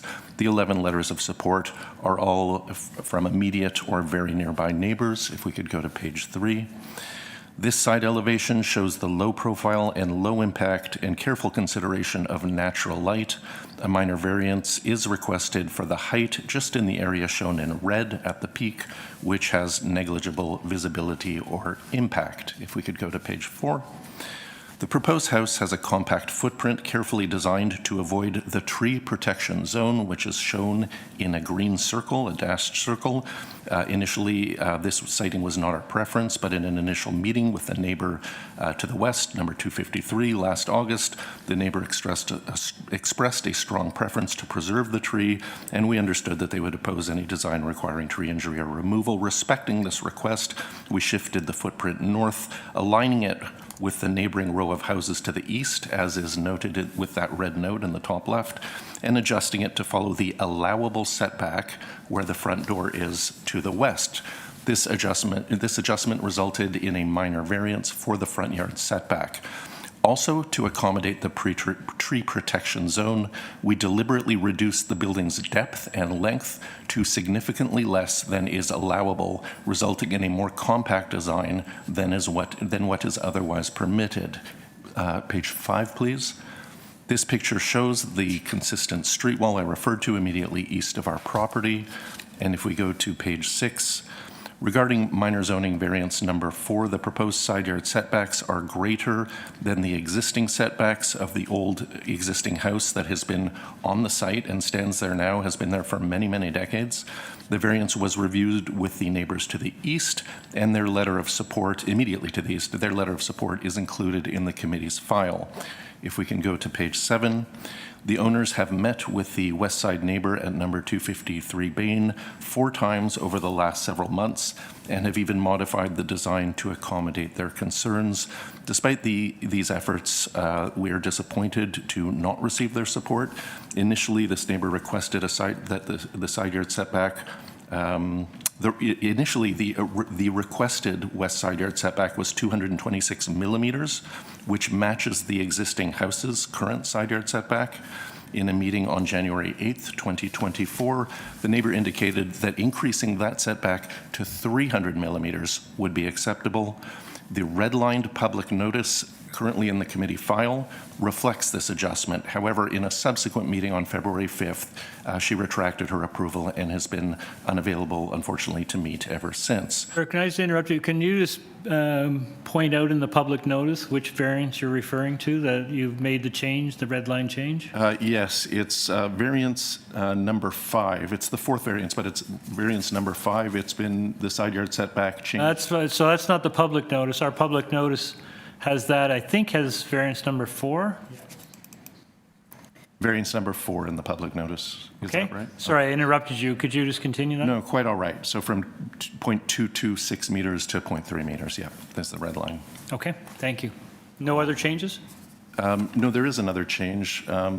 The other red line is in the public notice. It's number 5. It's an increase to the percentage of landscape open space. We did this after a conversation with the city's planning staff, and they were satisfied with this. Okay. Yeah. All right, please continue. All right.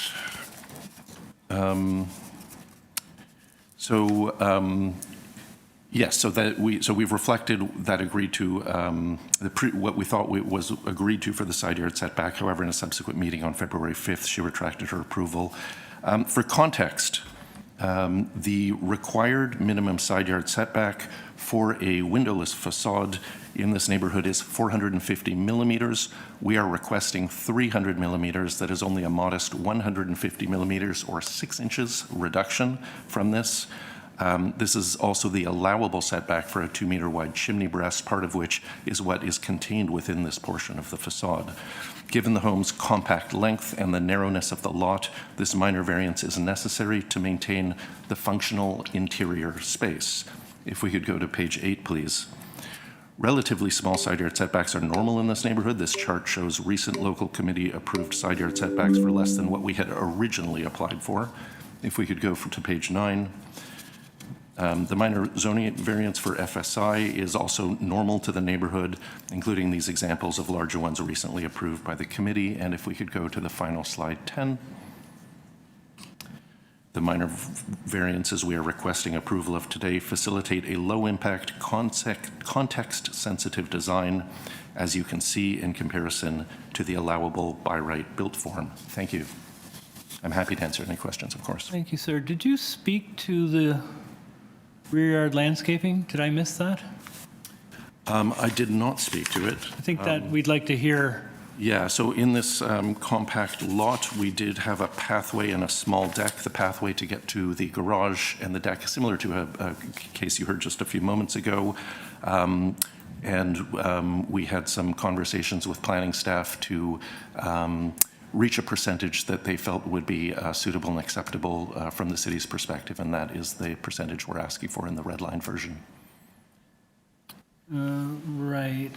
So it's really just the parking pad in the rear, and the rest is green? It looks like a fairly faint copy you have. There is a small new proposed patio immediately off the house and a narrow proposed walkway. Again, a very similar configuration to the one you just saw. Okay. Okay. We have a speaker. Thank you very much. Through you, Mr. Chair, we'll hear from the owner at 253 BAIN Avenue. Hello, can you hear me? Yes, we can. Yes, we can. Oh, we've got some feedback. If you want to just turn off one of your devices. Okay. Is that better now? Yes, I think that's better. If you could have your name and address, please. Oh, did we lose her?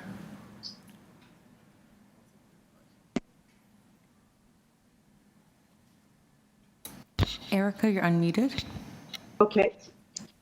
So yes, my name is Erica de Vasconcelos. I live at 253 BAIN Avenue, which is the house immediately west to this proposed build. I've lived at my home for 27 years with my husband, and we've raised our family there. I'd like to address 3 issues. The first one being the side setback, which is the one which is of biggest concern to us. The proposed variance basically uses an existing bump out on the existing house as justification for this large setback, which they are not only keeping, but increasing in width by 5 feet, and instead of having it 1 story, making it 2 stories. So this setback this bump out was initially probably a side porch that was enclosed. It has no foundation, and it was never legal. So I don't know in what universe it makes sense to say, oh, this horrible illegal bump out, we're just going to take that now and make it 5 feet wider and 2 stories instead of 1, and that'll be okay. It essentially puts their wall 18 inches from our wall, which would make it, I think, virtually impossible to ever do any repairs on that side of our house if we wanted to change a window or repair the foundation. We have concerns about fire safety. We have concerns about access along that side. And we think it puts our property in jeopardy. So we're pretty deeply opposed to that. Initially, the owner had told us that the variance, that it was legal to build within 1 foot of the property line there, when in fact the variance, the law is not 1 foot, it's closer to 1 meter. So we strongly oppose that variance. And we think, we bought a detached house for a reason, not so that somebody could build a house abutting ours, essentially, over 2 stories. It's also going to block our 2nd-story window that overlooks part of our kitchen and our staircase to the basement. Our second concern is the front setback. I don't oppose the look of the build. I think it'll probably be fine, but I do think that the front variance is extreme. Of the 50 or so houses on our block, there are 6 houses that don't have front porches. So to say that this design blends very well with the neighborhood is, I think, an exaggeration. The front setback, as requested, is going to completely block our front porch on the east side, whereas now we're looking out at a streetscape. We're basically going to be looking out at a wall. And it's doing the same thing on the other side. So I would prefer if that setback was more in line with a front porch setback, not a solid wall. Our house was built in 1908. It's a very distinctive house in the neighborhood. We've submitted a photograph of it where you can see the porch. It's got an L-shaped porch with stone columns. It's absolutely unique in the neighborhood. And that front porch is integral to the beauty and the value of our house. And if you enclose it with a wall on one side, you're reducing the value of our house. So we fully support the new owner's right to build the house that they want to build. This is a house that's not adding density. It's a dream house for a couple and their child, and we fully respect that, but we don't think that their build should mean that we have to sacrifice the quality of our house, the quality of our build, where we've lived for 27 years. So those are our main issues. And as Mr. Raff said, contrary to the initial letter that he sent saying that this was a very environmentally sensitive build, that they were trying to protect the tree, they were never trying to protect the tree. In our initial meetings, the ask was basically, can we cut down the tree in the back? And we refused because we've nurtured that tree over 27 years. So this build was not designed around the tree. It was designed because we said, no, you can't cut the tree down. So they said, okay, we're going to go forward. Okay, ma'am, I'm just going to ask you to wrap up, please. Yes, I think that's it. Thank you for listening to our concerns, and I hope that you will understand that the cumulative effect of all these variances is quite large, even if individually they seem small. Okay, thank you. Thank you. Panel, any questions of the speaker? No questions? All right, sir, back to you. First of all, I am sorry if the owner who just spoke thought that anyone misled her in a previous conversation. We believe that that was an incorrect statement. We never misrepresented the setback. We believe regarding the side yard setback, she stated that her setback is only 9 inches. We're asking for more like 12, if you don't mind me switching to inches, for a total of 21 inches. It's adequate for access for maintenance. It does not, the basement does not protrude out as far. There is no problem with safety, and in fact does not block her second floor window. She was concerned about her eaves before. We had a professional construction manager check that the eaves would not be impacted because they are in fact protruding onto our property. Again, I've submitted the rationale for why the relatively small bump out on the side should be allowed to have this very minor zoning variances. The tree, It's true that the main purpose of us adjusting to the tree was for her wishes, not particularly for environmental concerns. It is an environmentally friendly house. It's designed for passive solar design principles to minimize its energy usage and carbon footprint. That's why all the south-facing windows. And we believe that, you know, the portion of the house, the front of the facade by her house is, you know, on the setback. There is some variation, like the front porches and other curious variable houses on the streetscape. We think it's a suitable addition to the streetscape, and it maintains sight lines to her particular house. So to say we're putting a wall up against her porch and blocking the view, I don't think is a fair representation. Okay. Panel, any questions?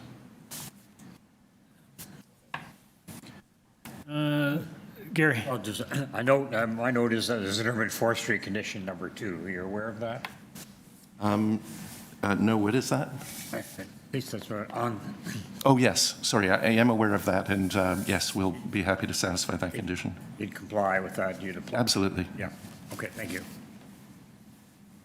You'll forgive me. I sometimes I'm subject to a lack of attention, and you may have discussed this already. You're changing the rear yard landscaping variance from what to what? I'm going to make you look it up again. I'm going to check and try and get my percentage. So it's the percentages you're asking about, is that right? Correct. The required is 50%. We're asking for 38.63%. And what's the change from the 33 to the 38?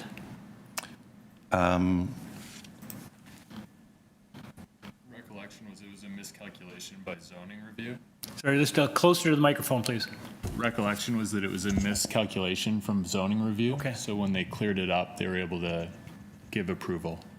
It may not sound like a lot to you, but this committee typically is very concerned about landscaping, soft landscaping. So in looking at your site plan in the rear yard, it looks like you've got a proposed new patio. I presume that's concrete or some sort of brick, is it? I don't believe that's determined. It could be a wood deck. It would be good to have a wood deck and frankly, and the proposed walkway, if it's a proposed walkway, would you be okay with making that out of permeable pavers?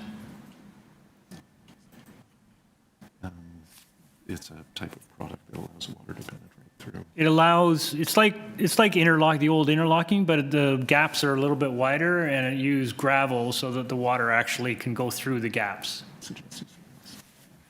Agreeable, yes. Okay, thank you. All right, any further questions, guys? All right, we're in committee.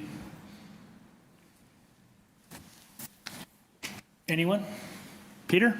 Sure, Chair. I'll start with some comments. I think this is a really nicely designed proposal. I think the house fits into the street extremely well from a kind of aesthetic perspective, but also from a footprint perspective.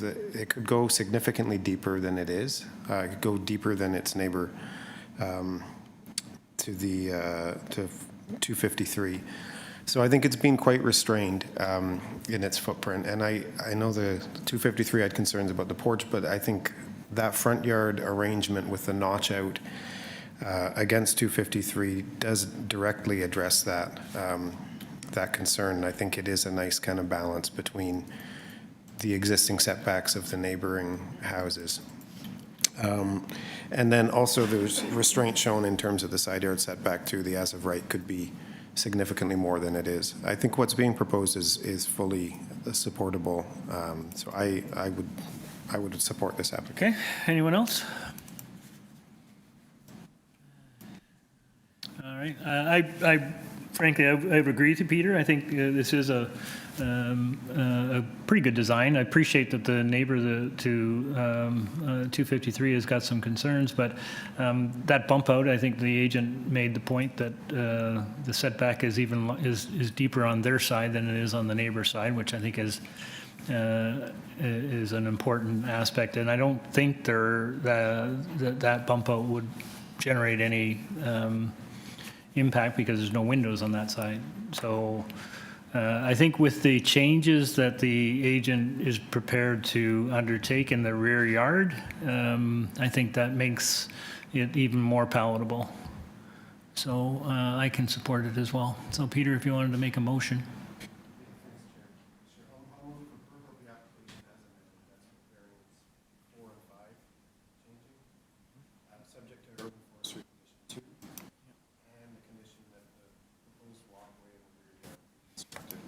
I think the agent even offered to make the deck wood as well. Sorry, my mic was off.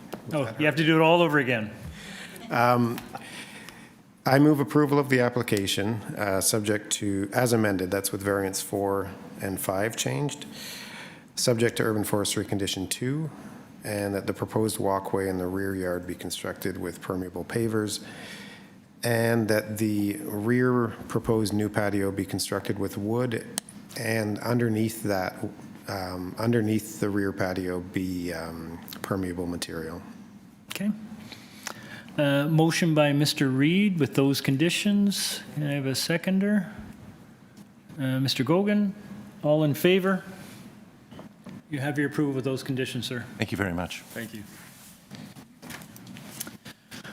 Okay, item number 36, 50 Westbrook. This is an application to construct a new 3-story detached dwelling with a front integral garage, front and rear balconies on the 2nd and 3rd stories, a rear basement walkout, and a rear ground floor deck. Also to construct a new driveway abutting Westbrook Avenue. There will be a total of 4 residential units on this lot. Committee has before it a copy of plan of survey, site plan, floor plans, and elevations, covering letter from the agent, an arborist report, a revised site plan, floor plans, and elevations received February the 18th, yesterday. Revised zoning waiver received February 18th, yesterday. Email correspondence explaining the revisions from the agent. We have correspondence and support from 210 Westlake. We have correspondence and interest from 43 Westbrook, and correspondence in opposition from 27, 211, 207, 36. Whoops, that's Westbrook versus Westlake, pardon me. 27 Westbrook, 211 Westlake, 207 Westlake, 36 Westbrook, 207 Westlake, 28 Westbrook, 211 Westlake, 52 Westbrook, and from an address not provided, we have correspondence in opposition also from 25 Westbrook, 49 Westbrook, and 2 from 49 Westbrook. Through you, Mr. Chair, we have the agent online. We have 1 person here speaking in opposition and 4 speakers online speaking in opposition. At this time, we'll unmute the agent. Good afternoon, committee. Jonathan Minskowski, 301 Keewatin Avenue. Good afternoon, Jonathan. I think we're going to need a presentation, sir. Yes, Mr. Chair, if we could bring up the public notice. I reviewed the letters of opposition, and we made some substantive changes, in my opinion, to hopefully address the concerns. I will say they didn't come in last minute. It was really a result of the magnitude of the changes that were made. So I'd like to quickly run through those changes, if the panel is okay with that. If you could, sorry, Jonathan, if you could speak specifically to the public notice and what changes you've made there? Absolutely, Mr. Chair. Thank you. So variance number 1 and number 2 have both been removed. So variance number 1 deals with the setback of the balcony itself, and variance number 2 deals with the number of balconies. The multiplex zoning bylaw permits you to have 1 balcony on the front and 1 at the rear, essentially 2 total regardless of the number of dwelling units. So we have removed the 2 balconies, 1 at the front, 1 at the rear, as well as set in each proposed balcony to comply with the zoning bylaw, which matches the zoning bylaw requirement of 0.9 meters. So number 1 and number 2 have been removed. Variance number 4 has seen a reduction in height to 10.26 meters, which is the overall height. Variance number 5 has seen a reduction in the height of the main wall to 10.11 meters. Variance number 6 has seen a reduction in the building length to 18.97 meters. Variance number 7 has been removed for the building depth request. So there is no longer a request for the building depth. Variance number 8 has also been reduced to a coverage of 51.02 meters or 118.55 square meters. Variance number 9 has been removed, which again deals with an encroachment of a balcony. And variance number 11 has been increased, which is the soft landscaping in the front yard, to 40% or 3.59 meters. And variance number 12 has been increased to 59.73% or 2.68 square meters. I would note they do seem like awfully small numbers in terms of the actual soft landscaping that is provided. The proposed front yard setback is 1.18 meters. So again, although the percentage might be 59.73%, which comes out to 2.68 square meters, that really is just part and parcel to the proposed front yard setback at 1.18 meters, where there just really isn't a large front yard setback. It's essentially a boulevard setback that is being provided. And I would note that variance number 11 and variance number 12, we would be okay with permeable pavers to be provided, again, with that reduction in the soft landscape. To review the proposal, as I note, I only have about 1 minute and 45 seconds left. Official Plan Amendment 649 amended the City of Toronto bylaws to permit multiplexes in neighborhoods. The text of OPA 649 is reflected in SASP 826. Now, what's important about SASP 826 is the language of the official plan of Chapter 5.6.7 speaks to how we evaluate a multiplex in a neighborhood when it is permitted. Policy 7 says the policies of this plan will apply to areas subject to site area and specific policies contained in Chapter 6 and 7. Except in the case of a conflict, the site and area specific policy will prevail. What that's essentially telling us is that the OP recognizes that multiplexes will form a new type of development that will not always respect and reinforce the existing neighborhood character that's contained in Chapter 4.1.5. So again, going back to the fit of a type of multiplex in an established neighborhood, the built form essentially is subject to a whole other set of provisions rather than 4.1.5, where we see prevail lot frontage. Mr. Chair, in this case, lot frontage doesn't apply, but we see prevailing building type, prevailing massing. Again, we know a prevailing building type of a fourplex can't fit into established neighborhood where they don't exist. So these SAS policies essentially override the policies of the neighborhoods. And I would just say, Mr. Chair, my 5 minutes did include the alterations that I made. If I could maybe just have another minute or so. Yes, you can. Just to quickly, thank you, Mr. Chair. So these SAS policies contained in 826 essentially override the 4.1.5 policies that speak to prevailing character. That doesn't mean we can propose a development again that isn't out of scale with what exists in that neighborhood. But I do just want to read the explanatory text of SAS 826 that speaks to low-rise residential buildings that contain more than one unit will make more efficient use of land and provide more grant-related housing choices for all residents at the stages of their lives, supporting the vitality of the city's neighborhoods. Multiplexes can deliver additional dwelling units while integrating with the general physical scale and development patterns in the neighborhood. To accommodate the modest intensification needed to house more people, regulations for multiplexes may differ from single-unit buildings to ensure efficient and livable homes for Toronto residents. So to take this back to the proposal that is before you today, with the alterations that we have made, we have eliminated the building depth requirement. We have brought the height of the proposal down. Essentially, what we have. Yes, that's it right there. Essentially, what we have is a 3-story dwelling with front pad parking which exists in abundance on the street. But going back to how this fits in with the character of the neighborhood, it is these SAS policies, and I'd love to be able to run through them individually, but I don't think I'm going to have No, time. I am gonna cut you off now, Jonathan. Thank you. We have some speakers, but does anyone have anything burning? Okay. We'll have our first speaker. Hi. Hi, how are you? Fine, thank you. If we have your name and address, please. Yes, my name is Ella Murphy, and I live at 44 Westbrook Avenue. I've been there Thank for you. 16 years. I don't know whether you've seen the changes. They only came in yesterday. I have not. Put you at a bit of a disadvantage, but there are some changes that arguably improve the application. Marginally, in my opinion. Go ahead. You have 5 minutes. Thank you.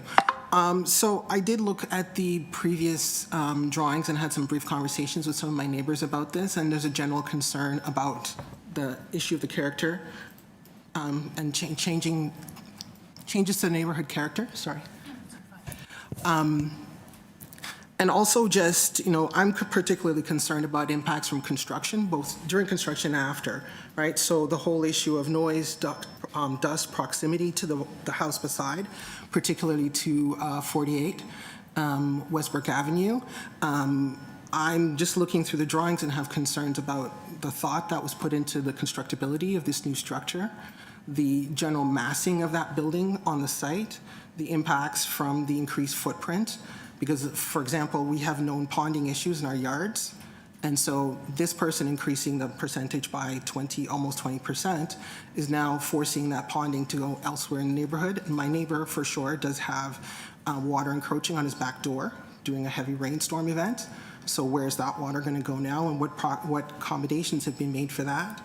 All of the trees that are going to be taken out, and I know they're not huge, but they're something. Also concerned about fire ratings, in particular with that, the west wall in proximity to 48 Westbrook Avenue. I would point out in particular, and I don't know if this has been addressed in the updated drawings, but all the windows shown on the east elevation actually belong on the west elevation. So there's actually I haven't seen these drawings, but the ones I saw, that is an error on those drawings. And it makes me wonder about if there's any checks being done about the alignment of those windows with the house next door and any privacy concerns from that regard. They seem to have addressed some of our concerns specifically with relation to the balconies, the additional balconies and the screening provided. And I would note that in their drawings, they're showing that there's screening provided on the ground floor, which seems a little bit redundant, but no screening shown on those balconies. So I don't think that has been specifically spoken to in what I heard from the agent. And again, another concern we have is parking on the street, which is already tight. Sometimes to find a parking spot, so adding in 4 new residences maybe, is another constriction of space. We appreciate that the efforts to, address our housing crisis that's coming here, and we do appreciate that they want to improve the property as it is, the way it is now, but this particular property that they're proposing, we don't believe is the way to go for this street, and we'd like to see major changes. And I would like to point out too that unlike a lot of the applicants before us, there's been no consultation on the part of this developer on this site. I've not had any conversations with him. Or whoever it is, I've had no conversations, no consultation. I'm not aware of anybody who has. Okay, well, thank you. You raised a number of concerns. One of the things that stuck out, did you say that the plans are showing the windows on the wrong side? Correct. Yep. Okay, we'll ask the agent about that. Okay. Any questions, panel? Thank you very much for coming down, ma'am. Thank you. Through you, Mr. Chair, we'll hear from the owner at 39 Westbrook Avenue.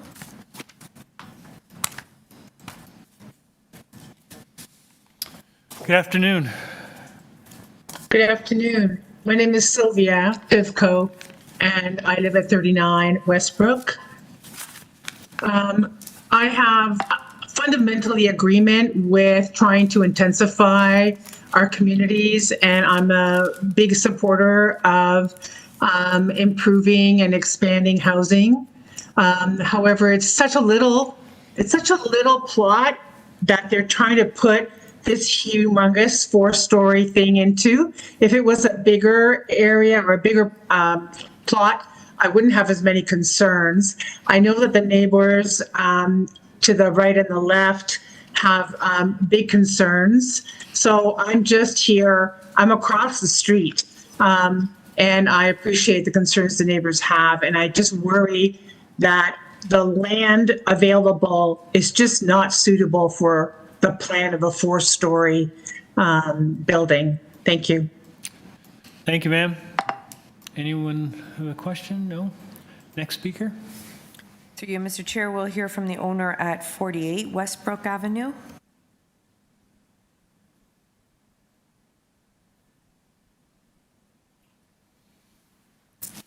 Good afternoon. Hi, good afternoon. Thank you all for your time and consideration today. I do apologize, I'm a bit out of breath. I just picked up my child from daycare. So I want to start by saying that Sorry, I just want, sorry, sir. Sorry for interrupting, sir. Could you just give your name and address, please, for the record? Sure. My name is Amit Aluwalia. My address is 48 Westbrook Avenue, the next door neighbor of the proposed lot. So I'd like to start by saying that I concur with the points that were brought up by Ella Murphy, and I did not have a chance to review any of the changes aside from what was just articulated on the call. I think the key point of opposition is the scale of the project given the lot size. So it's a very tight neighbor, like we're arms length away. If I stick my hand out the window, I can touch the roof. So I'm very shocked at the scale of proposed project. And in terms of being consulted, I reached out to the owner after seeing the notice being hammered down on the lawn. So just like general practice of being neighborly, it is strange to do such a large project without having a conversation. So that kind of put me out of sort the most.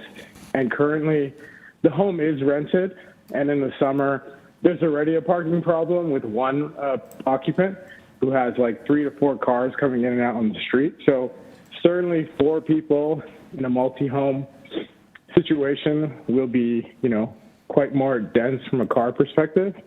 And I'd say on top of that, the pooling issue that was brought up will certainly be a problem in the, snowfall we saw now, but generally precipitation in the neighborhood. There's a lot of water pooling.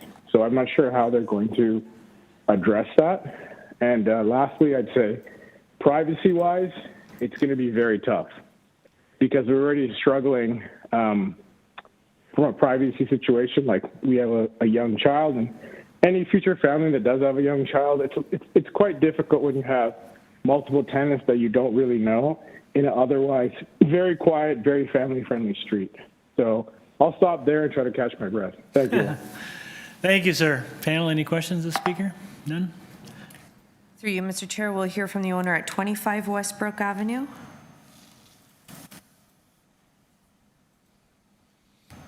Good afternoon, Mr. Carr. Gary, you've been unmuted.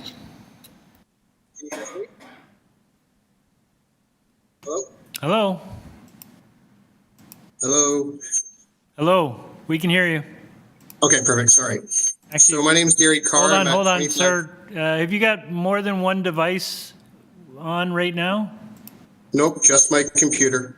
No, it was a nasty. You want to call me in and I can mute myself? Yeah, do you want to give him a call? Okay, hang on a sec. Yeah, we're getting some feedback from your computer. Hang on, we'll give you a call.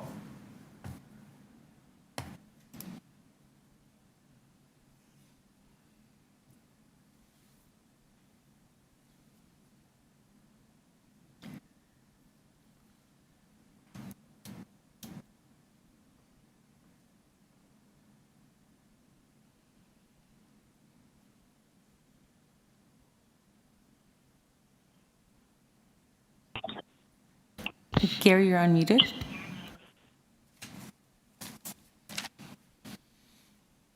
Hi, can you guys hear me now? Yes, that's much better. Thank you. If we could have your name and address for the record, please. My name is Gary Carr, and I reside at 25 Westbrook with my partner, Jia Yao, who owns the property. Okay, you have 5 minutes.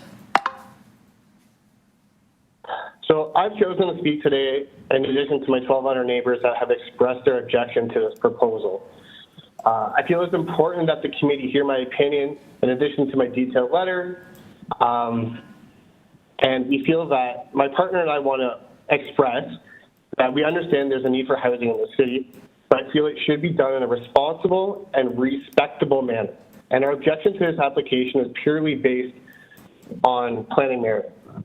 I want to bring a few points to the committee's attention. Now, some of these points do not take into consider the revised application, and I'm actually questioning how the applicant has changed the application, because it doesn't actually, it looks like it's a lot of changes, but when you fundamentally look at it quickly, as I was just made aware of it, it doesn't actually change it.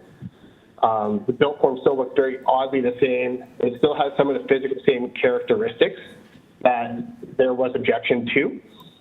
So the first thing I'd like to point out is that multiple people have said this. Although not a requirement, I've witnessed other applicants today with their proposals of this kind of scale attempt to reach out to the neighbors and involve the community in their procedures. This applicant has not done so. They've just used the public realm, and they're just relying on people not catching the application through the minor variance application, which did not happen here, and a lot of people have objected to it. It seems that the applicant initially didn't provide proper planning justification in their letter. When I read it, it kind of just seems like it was like a we want. And to be honest, all they are doing is maximizing the building footprint and making a large square box on a street that has very many different build forms, very traditional single dwelling units, and even some of the ones that do have flat roofs aren't at this scale. The applicant has said that they're removing variance 2, but when I look at the revised plans, it does say that, sorry, 1 second, I just want to quickly, it does say that no unit should have 2 more protrusions out, but when you look at the front of it, it does still have 2 protrusions, and the appearance does still look very similar to what was provided in the initial plan.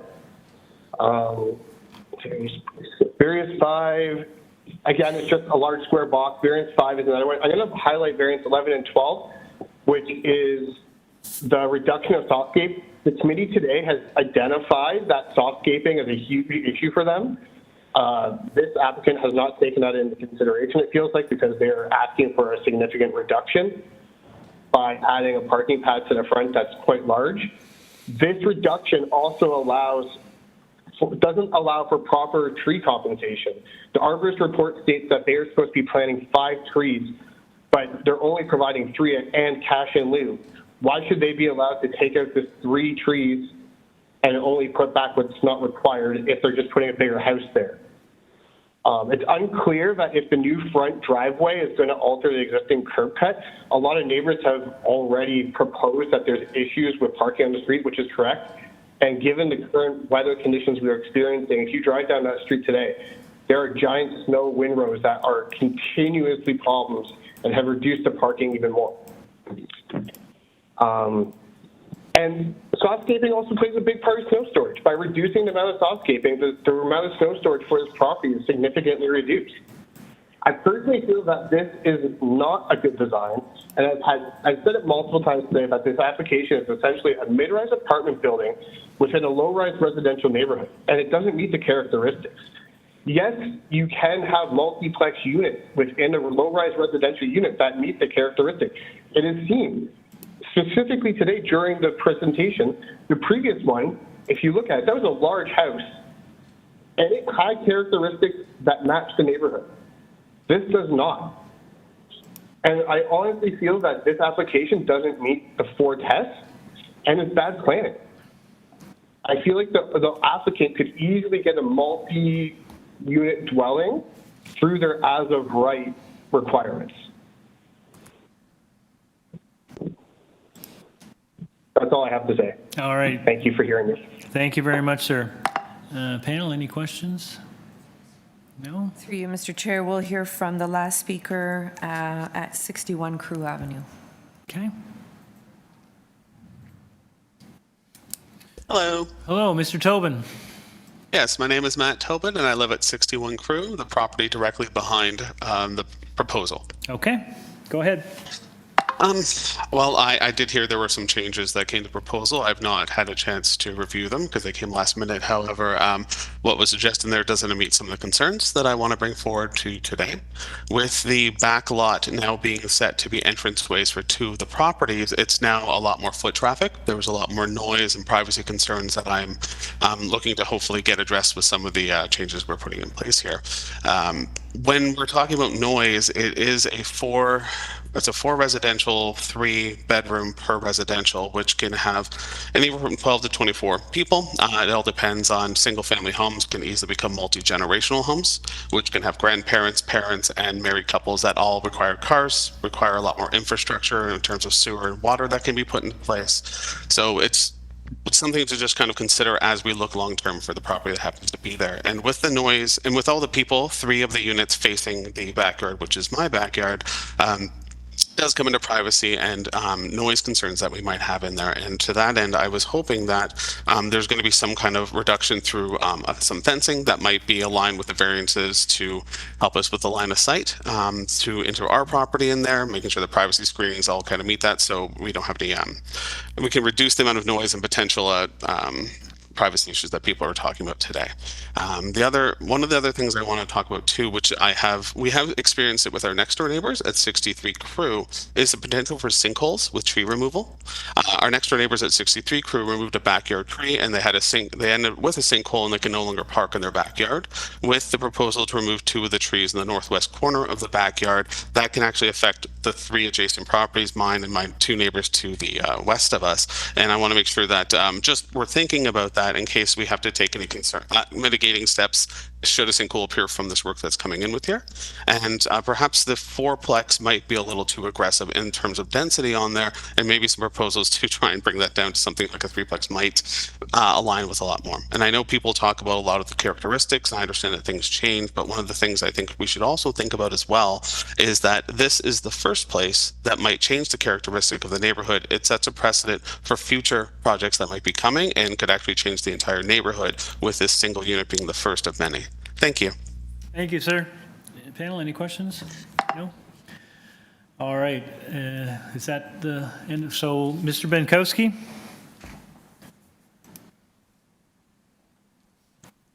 Yes, Mr. Chair. I wonder if you could take a moment to try and respond to the concerns we've heard today. I think I'd like you to particularly address what we heard from everyone about lack of consultation. Yes, Mr. Chair, I was retained on this a couple of weeks ago. I was not a part of the submission of this. I'm not sure. I guess I'm hearing from the neighbors there wasn't any consultation. What I can tell you is I did review the letters of objection that were submitted, and it was my recommendation of these changes that were made to reflect the letters of opposition that I did read. So that's really all I can speak to. I wasn't involved in the design or any of that part of the process, Mr. Chair. Okay. And would you like to respond to what you heard from the residents? Yes. Yes, I'd like to start off with the trees. If we could bring up the arborist report that we submitted. The arborist report identifies 3 trees that are for removal. Only 1 tree, which is in the front yard, really is as a result of the application that is before you today.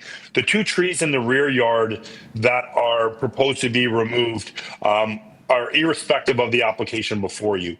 The tree in the front yard, again, as we see from the X on the right side of the screen, is in the permitted front yard setback. Again, not a result of any variance that is before you today, nor is the removal of the 2 trees in the rear yard. What we can see from the inventory at the bottom of the screen is both T1 and both B1 are both in poor condition, being Manitoba maples. Regardless of the application that is before you, the committee today, those trees will still remain in poor condition, and that would be subject of urban forestry approving them. But in terms of the removal of tree 1, that's the only one that is required to facilitate the application. Again, being in the permitted front yard setback which again is a permitted, kind of an acceptable way of removing a tree. In terms of the cash in lieu, the 2 trees, as you can see, proposed along the east property line are proposed on the site, and then the standard again would be the cash in lieu for the other 3 trees that are being proposed for removal. The next thing I'd like to address is the privacy in the plans. If we could go to the floor plans, please. The plans that are before the committee today are reflective of the correct orientation as it relates to the elevation itself. So if we could just maybe zoom in on the second floor, that might help us the most. Yes. So essentially the top of the screen represents the east side. So what we can see there is one window in the middle of bedroom 2. Not bedroom 3, which is all the way at the rear, but again, bedroom 2. If we take that into the east elevation, we would see that and the 2 entrance doors that facilitate entrances into those apartments.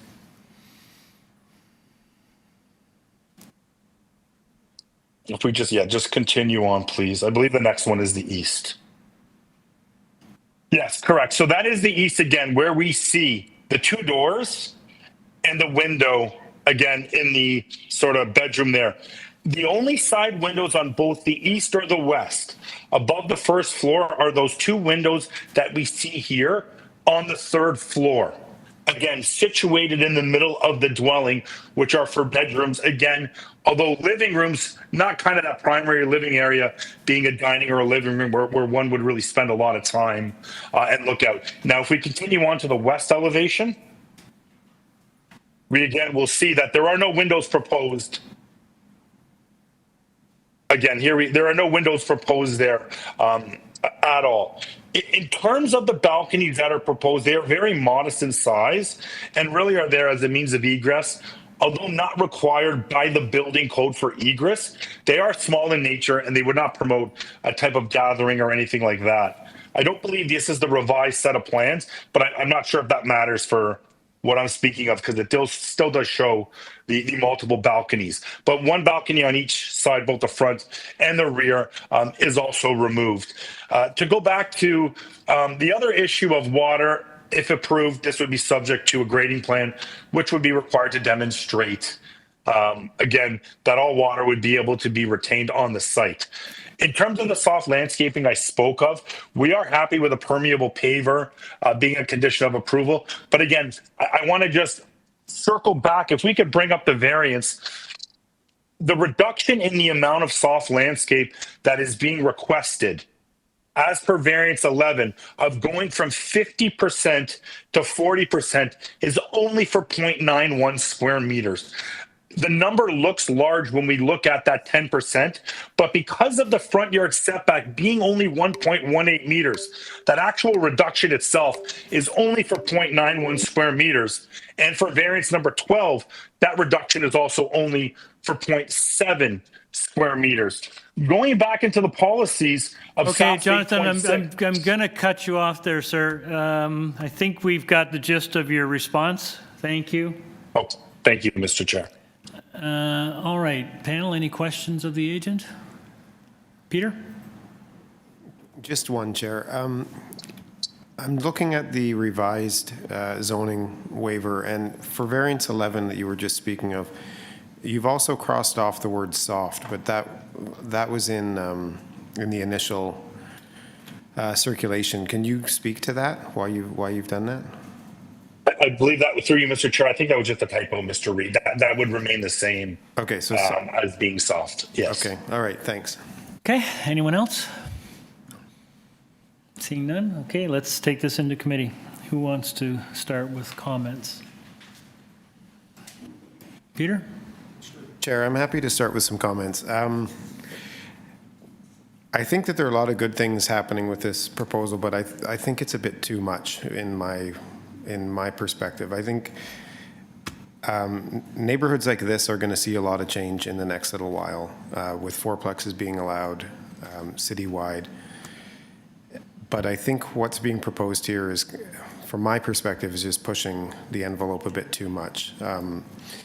My main concern is the lot coverage. I think that that is a meaningful impact, both in terms of ecological function, but also, relationship to neighbors and impact on neighbors in terms of massing and not necessarily overlook, but just a bit of an overbuild on the site. Additionally, the front yard landscaping and the front facade treatment with the whole first floor being a garage door, I find that, I know there's no variance for that, but in terms of its fit within the neighborhood, it feels a bit unneighborly that there's no, it's just a garage door on the entire first floor. And I get the agent's point that we're speaking about small areas in terms of what's soft and not, but I think that driveway is very, very wide, and it continues the whole way out through the right of way. And I don't think that's a desirable condition, having a vast majority of your front lot, front yard being a driveway, even if it were to be permeable. So I think that there's something to work from here, but I think that from my perspective, it's too aggressive, and I can't support it. Okay. Nazila? Yes, to you, Mr. Chair. My concern also is the lot coverage of 52.02% revised versus 35. I think it's too much development for this side. And also I have a concern about the length, like 19.58 versus 17 meter. Still, that is also pushing the envelope, and also the west side lot, which is 0.46 variance number 3 versus 0.9 meter. And I know the neighbor on the west also talked on the phone and had a concern. So overall, I appreciate that the agent modify and revise this variance, but still it's not to the point that I can support this application. Okay. I'll weigh in. So I think it's fair to say that the city council is advocating and supporting multiplexes across the city into existing neighborhoods, and I think we all agree that's probably a good thing. But in this instance, I would agree with my colleagues. I too shared the concern about coverage. 50% is a lot. And particularly, in the downtown area where there's a much more compact urban form, maybe that's not terrible because of the context, but this isn't a downtown site. So 50% is quite dramatic in terms of coverage. The length is 2 meters beyond what is allowed, which I think also is considerable. So I would agree with your points on those two, but I think also, and Peter, that was a really good point about the facade. I would agree with that. I didn't really think about that, but I think that's an excellent point. But it's also consultation. We're seeing more and more of multiplexes in existing established neighborhoods, and the ones that are successful are the ones that actually reach out and have a discussion with the neighbors. Guaranteed you're not going to come to resolution of all the issues, but I think it's incumbent upon applicants to at least reach out and try to have those conversations. And in certain situations, you're going to find ways to mitigate some of the more egregious elements of an application. In this case, clearly it didn't happen. And I think at a minimum, applicants with multiplexes being brought forward, particularly in established neighborhoods of this nature, which are mostly bungalows, you've got to talk to neighbors. And in this instance, that didn't happen. So I think I can't support it either for those reasons. So I don't know if anyone else has any comments, but if not, then we have a motion. Sure, Chair, I'm happy to bring a motion. For the reasons I've stated and for the reasons that my colleagues have stated, I move that we refuse the application. Okay, motion by Mr. Amended. As amended, motion by Mr. Reid to refuse. Do I have a seconder? Mr. Gogan, all in favor? This application is refused. Thank you. All right. We move on to item number 37.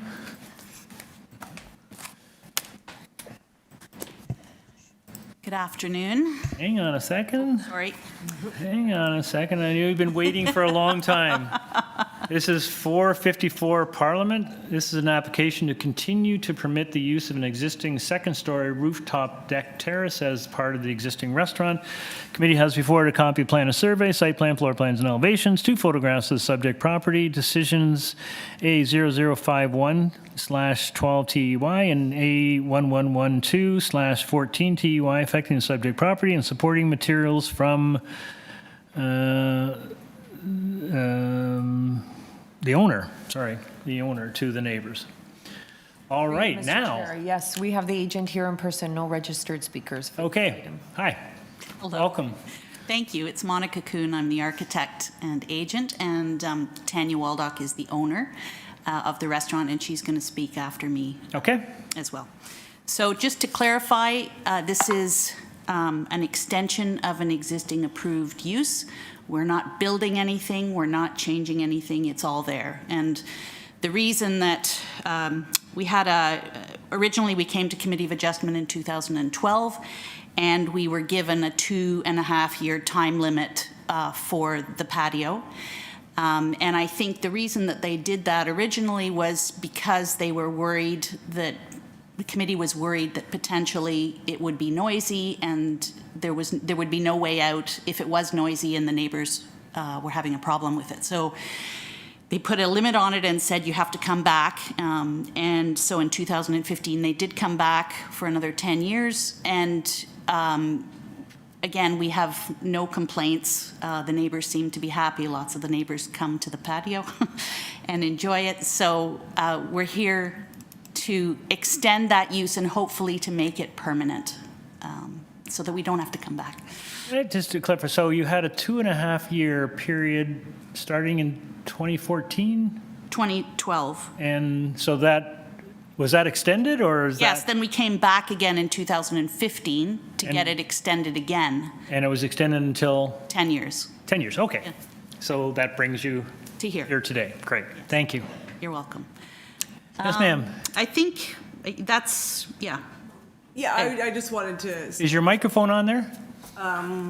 It There is you go. now. And, okay. So I'm Tanya Waldock. I am the owner of the restaurant, and also my husband and I, and also own the property. So what I'm hoping is that we, as Monica said, that we can make this patio permanent, or that we don't have to keep coming back. We're not a corporation, it's just us that owns this. We're a small business, and I find it's just cost prohibitive to come back to committee, given that we have just been very responsible and responsive to the community over our almost 30 years of being in business in that area. Great. Cost prohibitive, but certainly entertaining. Well, it's Cabbage Town, very entertaining. And yes, this was. That's great. Panel, any questions? So no noise complaints over the entire. As I said, we've been in business for 29 years. We haven't had a complaint in that time of any kind, other than probably maybe our surly service. But with respect to the patio, the construction surpassed what the demands of the bylaw were at the time. It's virtually soundproof, so we have not heard a word in since 2012. Okay. The side walls around the patio are 8 feet tall, and they have acoustic insulation in them, and there's sunshades over top, so it's pretty difficult to hear. Okay, thank you. Panel, any questions? Peter? Yeah, thanks, Chair.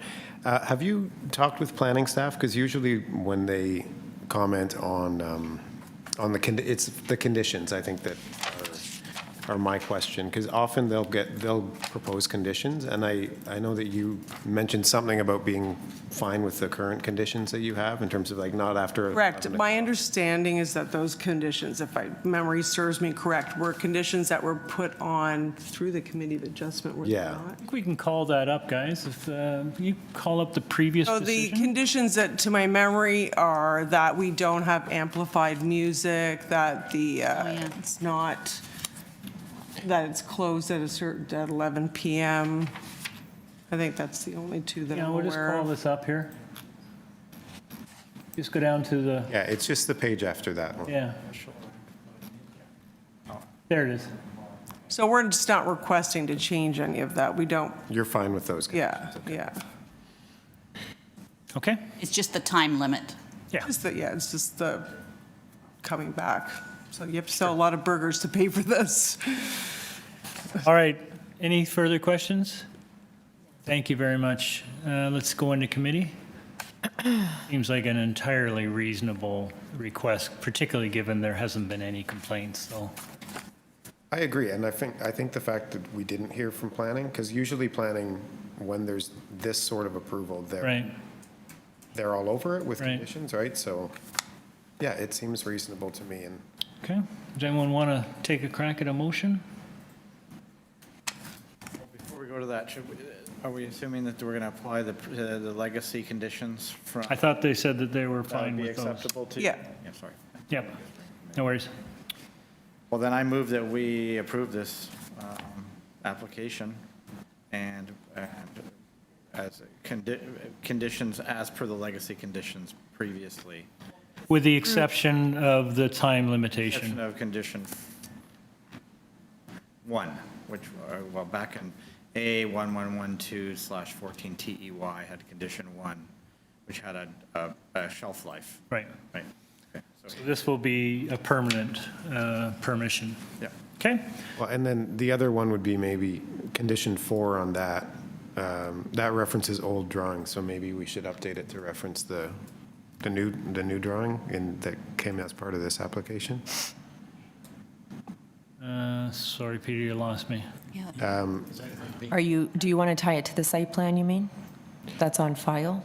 Yeah, I mean, that was the fourth condition from the 2015 approval. So I think maybe just substantially in accordance with the plans for this application rather than the 2014 application. And it's dated January the 6th, 2025. Sorry, and if I can say that those drawings were changed because the requirements for the C of A drawings at that point when we started out were different than what they are now, so. Do you want us to tie it to the current plans? Yes, that's Coming out of committee, Oh, sorry. we're tying Sorry. it to the new plans. Thank you, Dated Madam January Deputy. 6th, 2025, and that's just the site plan. Okay.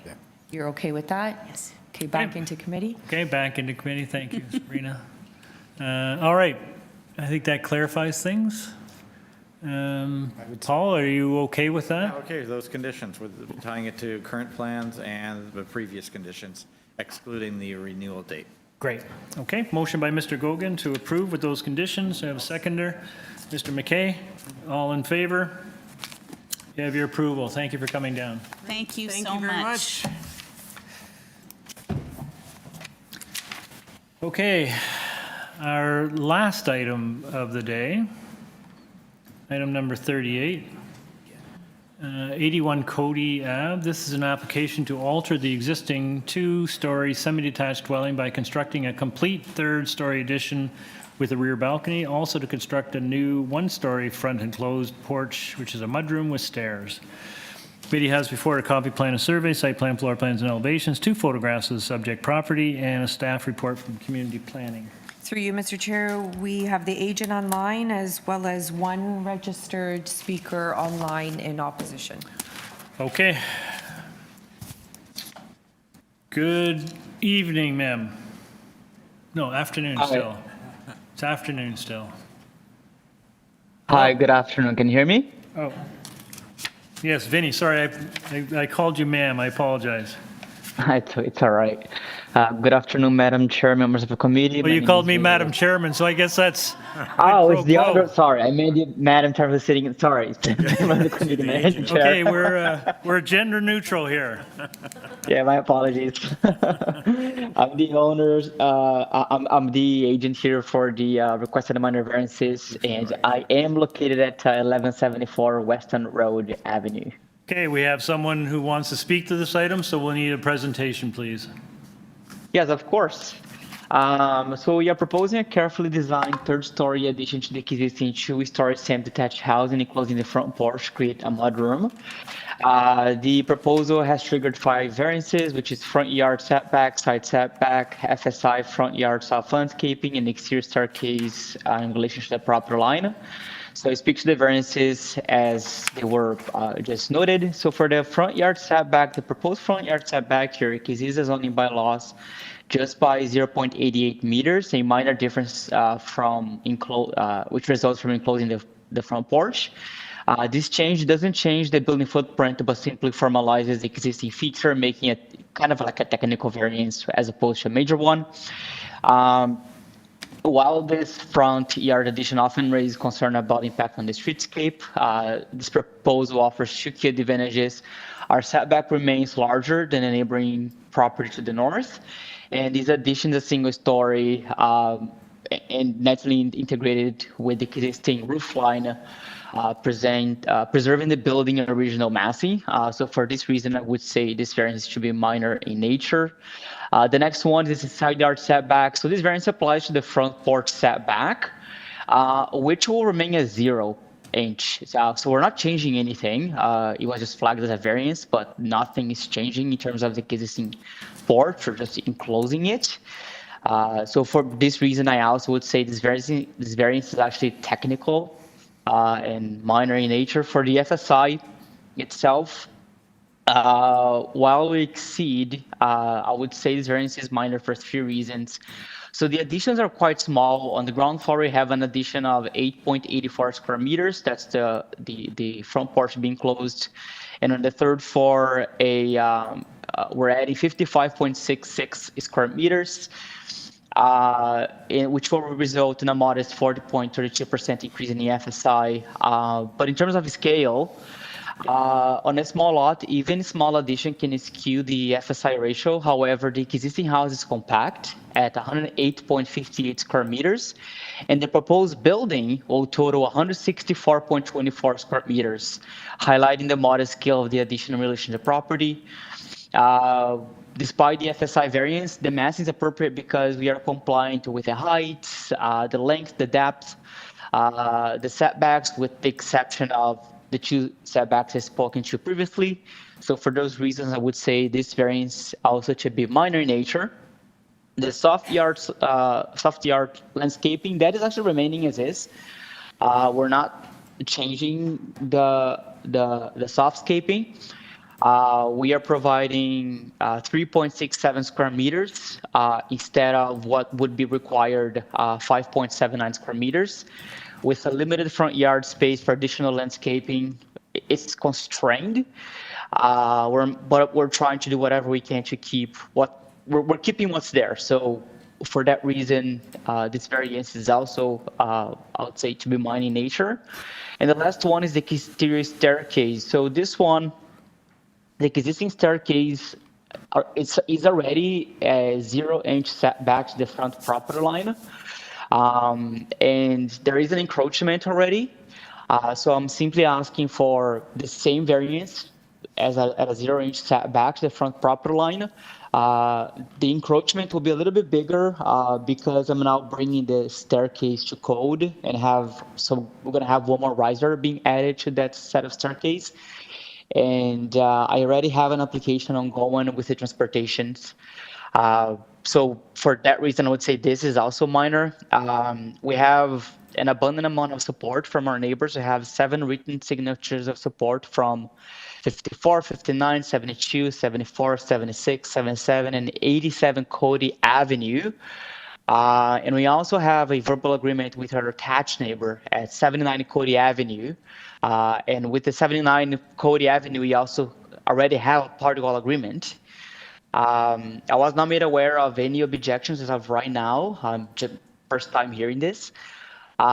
We do have planning support. I just want to note that I've amended my third story to comply with planning support, so they would support our application. I've made the third story a bit smaller.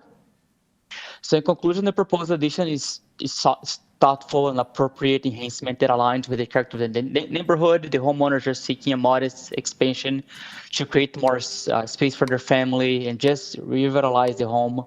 Our requests are variances are minor in nature, so I respectfully ask the committee to approve them. Thank you. Thank you, sir. For the record, you cited off a number of people who have written in support of this application. The committee does not have any record of those pieces of correspondence.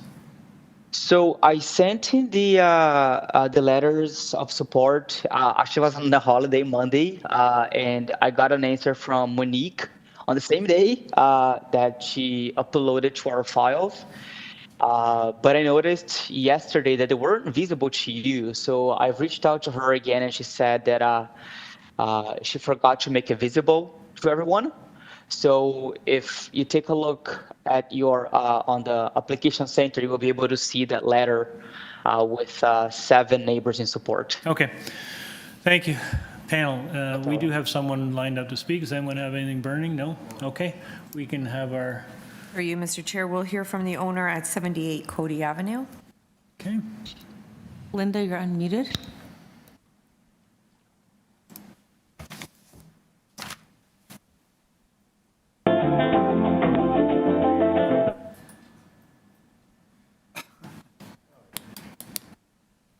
Linda, you're unmuted. I'm going to try dialing her again. We're going to try to reach. Okay. We're just going to. Hang on a sec. Sir, we're just trying to reach out, and we'll contact the individual at 78 Coady.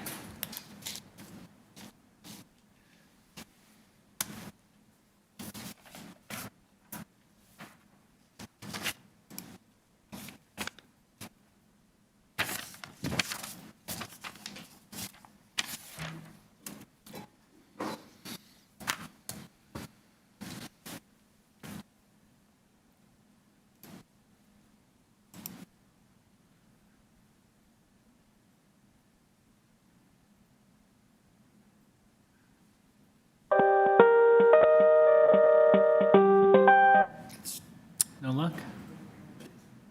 Through you, Mr. Chair, we've made multiple attempts to contact Linda, and we have not been able to contact her. All right. If she's listening, you may have heard that we've tried to contact you and been unable to, so we have to proceed. Okay, panel. Did anyone have any questions of the agent? Gary? There is a planning staff report, and as I read it, they're saying your front yard setback variance should be tied to, or I guess just be limited to the front porch. In other words, you know, the main wall is not to come forward at some point. So is that understood? Is that satisfactory? Then the front yard setback will be applied to the porch only. Hello?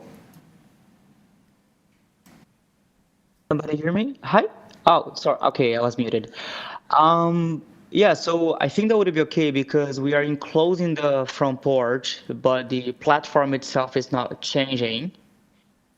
So would that be attached to the platform of the porch?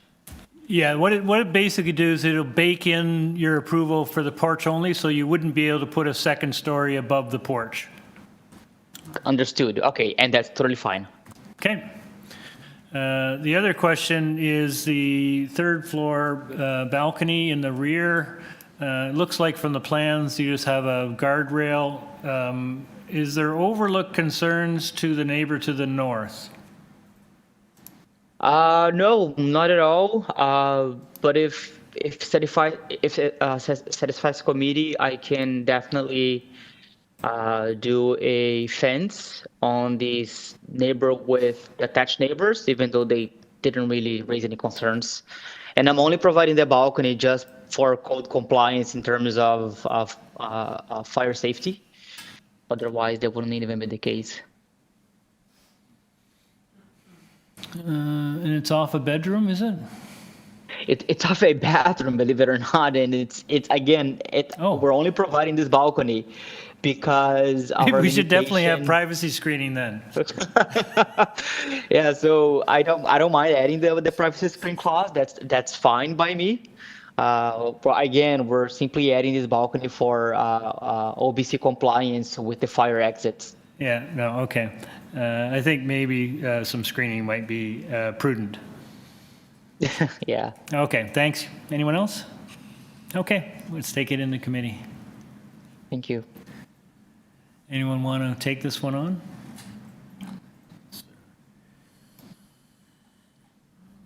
Gary, what do you think? Yes, I can find my way to supporting the application. So I would move approval, subject to the planning report relating to the front yard setback pertaining to the porch only. And also then for any any deck, I don't know what to call it, any platform or deck that would be screened. This is the third floor, specifically the third floor balcony. Fine. Third And floor balcony. we screen it. Screen to maybe a height of 1.5 meters? Yep. Okay. All right. Motion by Mr. McKay to approve with those conditions, seconded by Ms. West. All in favor? You have your approval with those conditions. Thank you. And that concludes the day's proceedings. We are adjourned at 5:38. Thank you all. Great job. Good. Thank you, staff. Good, yeah. Thank you, everyone. You can turn off your videos, microphones.